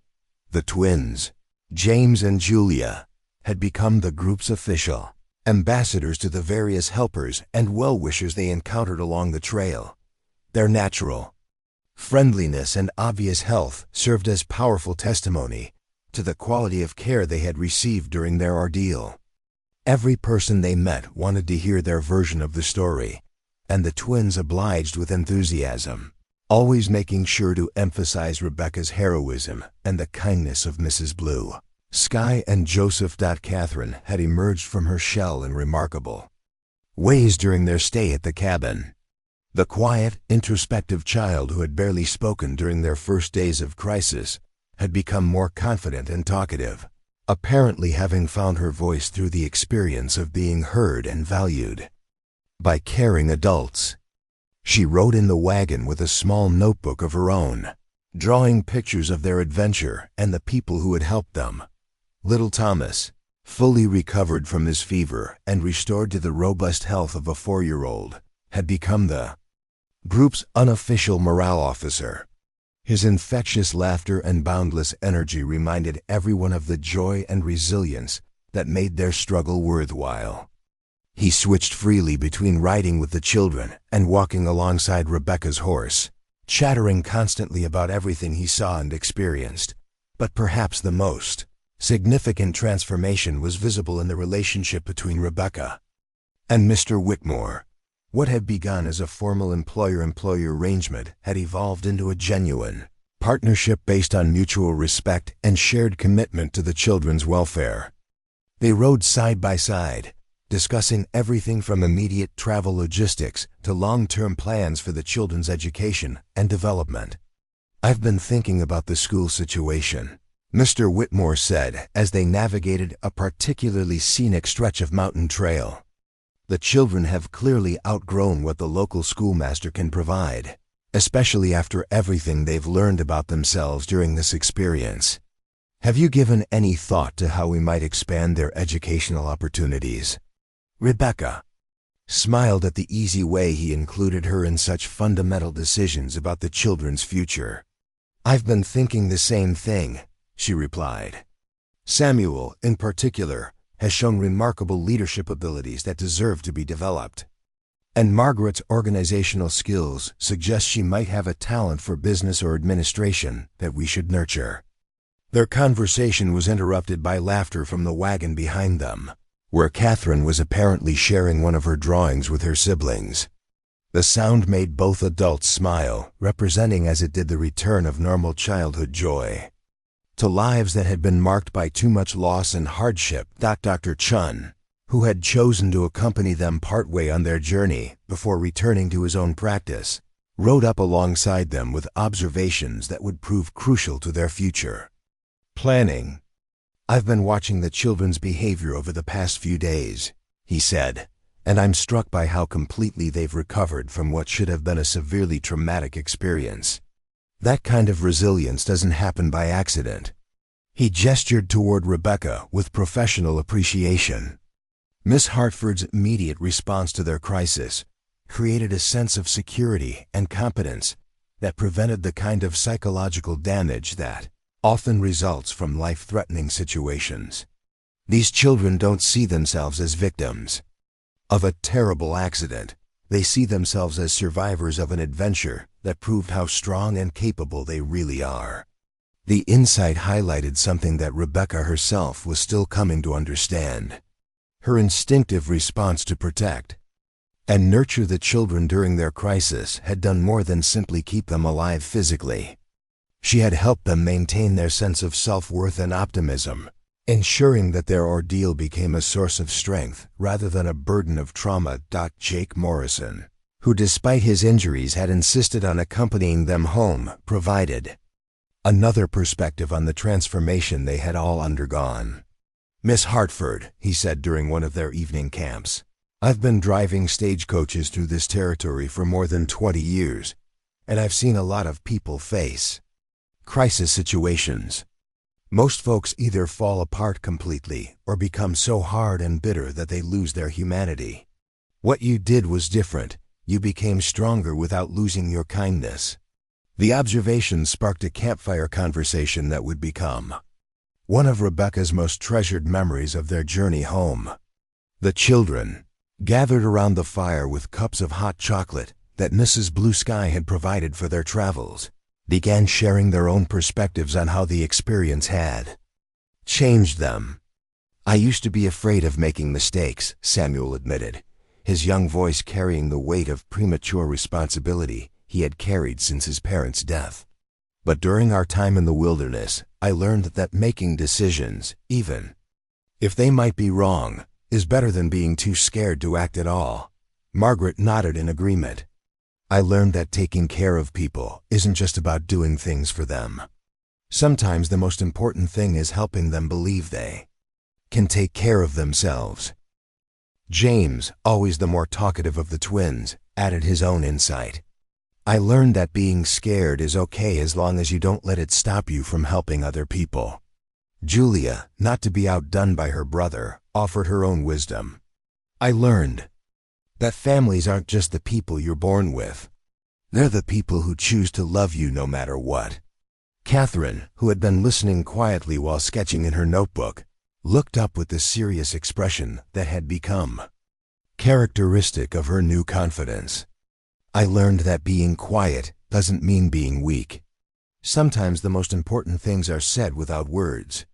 Little Thomas, who had been falling asleep against Rebecca's shoulder, roused himself enough to contribute to the conversation. "I learned that Miss Rebecca gives the best hugs when you're scared," he said with 4-year-old directness, causing everyone to laugh and earning him affectionate touches from all the adults present. But it was Mr. Whitmore who provided the most profound observation of the evening. "I learned," he said quietly, "that love isn't something you have to protect by keeping it small and controlled. Love grows stronger when you share it with more people, and the children in my care became better protected when I allowed another person to love them as much as I do." The campfire conversation crystallized something that had been building throughout their journey. This group of people, adults and children, survivors and rescuers, family members both biological and chosen, had become something more than the sum of their individual parts. They had become a community bound together by shared experience and mutual commitment to each other's welfare. As their journey continued, word of their story spread ahead of them through the network of settlements, trading posts, and ranches that comprised frontier society. At each stop, they were greeted by people who had heard about the stagecoach crash, the heroic rescue efforts, and the remarkable bonds that had formed during the ordeal. Their story had become something larger than their personal experience. It had become a source of inspiration for an entire community. The attention brought both benefits and challenges. On the positive side, their tale had earned them respect and admiration throughout the territory. Offers of assistance, friendship, and business opportunities came from unexpected sources. Rebecca found herself being consulted by other families about educational matters, while Mr. Whitmore discovered new partnerships and opportunities for the ranch that grew out of the goodwill their story had generated. But the attention also brought pressure and expectations that sometimes felt overwhelming. People wanted to hear their story repeated endlessly, often focusing on the most dramatic elements while missing the deeper truths about human resilience and the power of community support. Rebecca learned to navigate these requests with grace, understanding that their experience had meaning for others who might face similar challenges. As they neared the final day of their journey home, Rebecca found herself reflecting on the complete transformation of her life and identity. The uncertain young woman who had left Boston just months earlier had become someone she never could have imagined: a frontier mother, a recognized community leader, and a person whose actions had earned respect throughout the territory. But, more than external recognition, she had gained something infinitely more valuable, a family that had chosen her as completely as she had chosen them, and the knowledge that she was exactly where she belonged, doing exactly what she was meant to do. The transformation journey was nearly complete, but Rebecca understood that in many ways, it was also just beginning. The real work of building their expanded family, raising 6 remarkable children, and contributing to their frontier community lay ahead. And she faced that future with the confidence of someone who had already proven she could handle whatever challenges might come. 5 years after the stagecoach crash that changed everything, Rebecca Hartford Whitmore stood on the front porch of the Diamond W Ranch House, watching her children, for that's what they had truly become, prepare for another milestone in their extraordinary lives. The scene before her would have been unimaginable to the uncertain young governess who had first traveled west from Boston, yet it felt as natural and inevitable as sunrise over the Wyoming mountains. Samuel, now 19 and a man in every sense of the word, was saddling his horse for the journey to Denver, where he would begin his studies at the Colorado School of Mines. His acceptance letter, still treasured in Rebecca's desk drawer, had praised not only his academic achievements, but his exceptional leadership qualities and maturity beyond his years. The boy who had protected his siblings during their darkest hours had grown into a young man whose character impressed everyone who met him. "Are you sure you have everything you need?"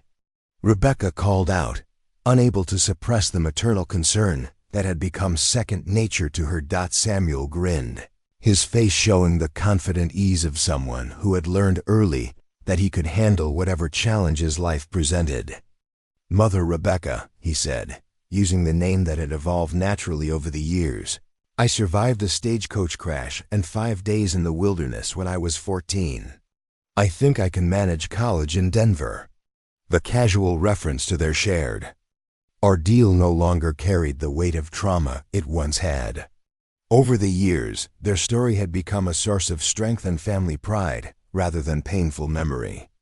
The children spoke of it easily, often using it as a reference point for their own capabilities and resilience. Margaret, now 17 and preparing for her own departure to the Teachers College in Cheyenne, looked up from the letter she was writing to Mrs. Blue Sky. The correspondence between their family and their rescuers had continued steadily over the years, creating lasting bonds that enriched all their lives. Margaret's letters had become treasured communications that Mrs. Blue Sky shared with her entire community, spreading news of the children's achievements and maintaining the connections forged during those crucial days of rescue and recovery. "Mrs. Blue Sky says Joseph is getting married next month," Margaret announced, looking up from her writing. "She wants to know if we can attend the ceremony. Apparently, his bride-to-be has heard our story so many times she feels like she already knows." U.S. Rebecca smiled at the news, feeling the warm satisfaction that came from witnessing good things happen to good people. Joseph Running Bear had become something like an uncle to their family, visiting the ranch regularly and maintaining the kind of friendship that transcended cultural boundaries and was based purely on mutual respect and affection. The twins, James and Julia, now 13 and full of the restless energy that characterized their age, were engaged in their daily competition to see who could complete their chores faster without sacrificing quality. Their rivalry was good-natured and had become a source of entertainment for the entire family. Both had inherited their parents' intelligence and their surrogate mother's determination, creating a combination that promised great things for their futures. "Julia's winning today," Catherine observed from her seat on the porch steps, where she was working on her latest drawing. At 11, Catherine had become the family's official artist and historian, creating a visual record of their lives that would preserve their story for future generations. Her quiet nature had evolved into a serene confidence that made her a source of calm wisdom that others often sought during times of stress or uncertainty. Little Thomas, now 9 and no longer little except in the family's collective memory, burst around the corner of the house with his arms full of wildflowers. "These are for Mother Rebecca," he announced with the enthusiasm that had never left him, even as he grew taller and more independent. "I picked them from the meadow where we practiced camping last summer." The mention of their annual camping trips brought back memories of how the family had chosen to honor their shared experience rather than avoid reminders of it. Each summer, they spent a week in the wilderness, teaching the children advanced survival skills while also celebrating their strength and resilience. These trips had become legendary in their community, with other families requesting permission to join them to learn from their expertise. Mr. Whitmore Jonathan, as Rebecca had learned to call him in private, though the children still used his formal title out of affectionate habit, emerged from the ranch office with the satisfied expression of a man whose business was thriving. The Diamond W had prospered remarkably over the past 5 years, aided not only by Jonathan's skills as a rancher, but also by the reputation and connections their family had gained throughout the territory. "The Morrison boys are here," he announced, referring to Jake Morrison's sons, who had become regular visitors and close friends to the Thompson children. Jake himself had never fully recovered from his heroic walk through the wilderness, but he had lived to see his own boys grow into fine young men who shared their father's values of courage and service to others.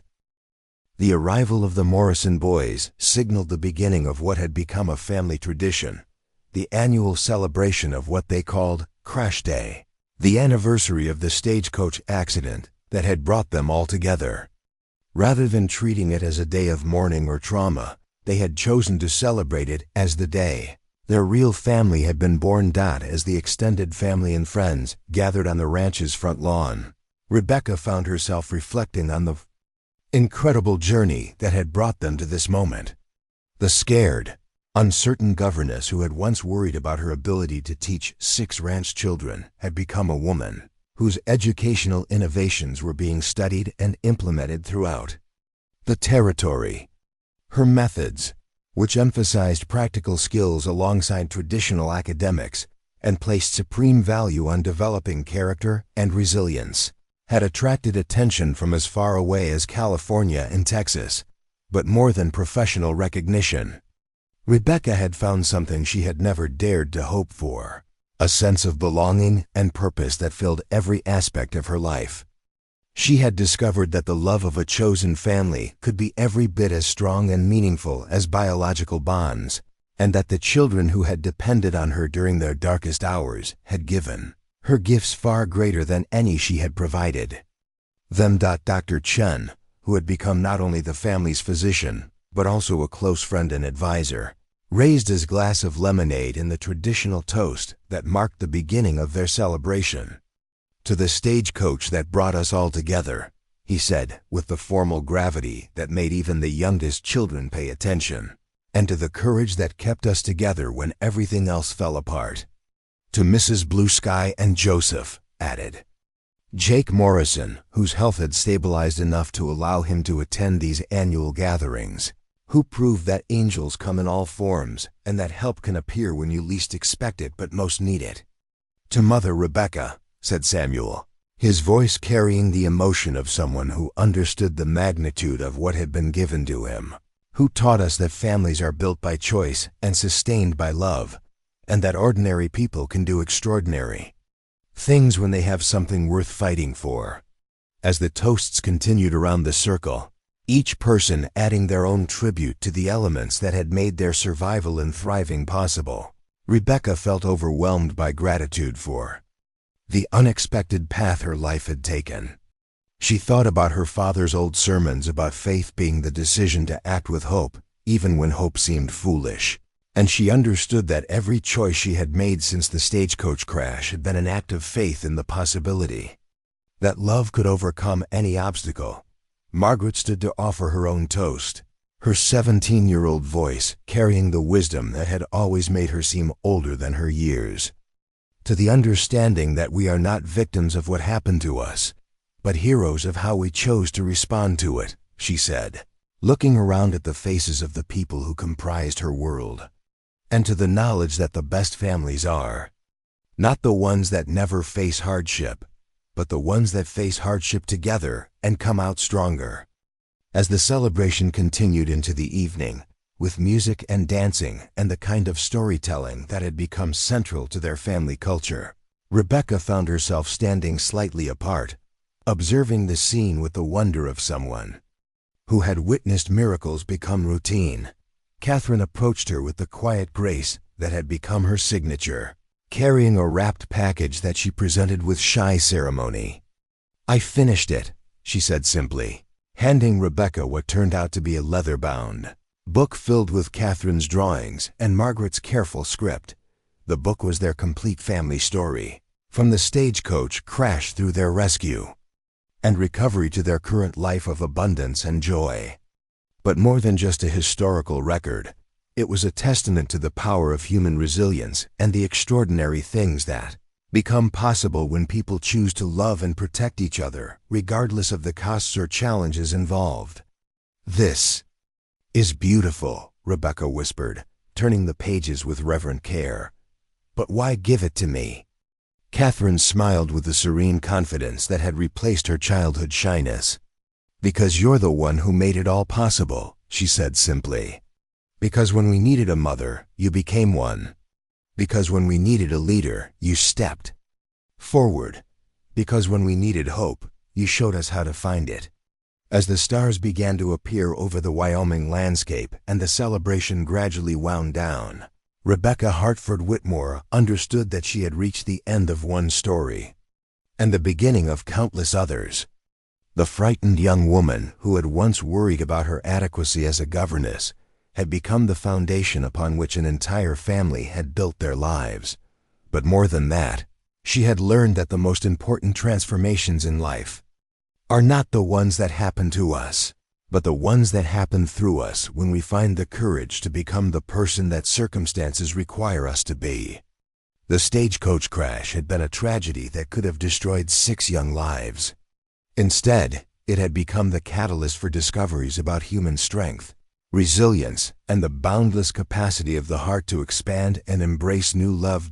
As she tucked the younger children into bed and said goodnight to the older ones, Rebecca felt the deep satisfaction that comes from a life lived with purpose and meaning. Tomorrow would bring new challenges and opportunities, new ways to serve and protect the family that had chosen her as completely as she had chosen them. The new beginning that had started in a wilderness ravine with 6 terrified children and 1 determined woman had become something beautiful and lasting, and Rebecca knew that the best was yet to come. Up next, you've got 2 more standout stories right on your screen. If this one hit the mark, you won't want to pass these up. Just click and check them out. And don't forget to like, subscribe, and turn on the notification bell so you don't miss any upload from us.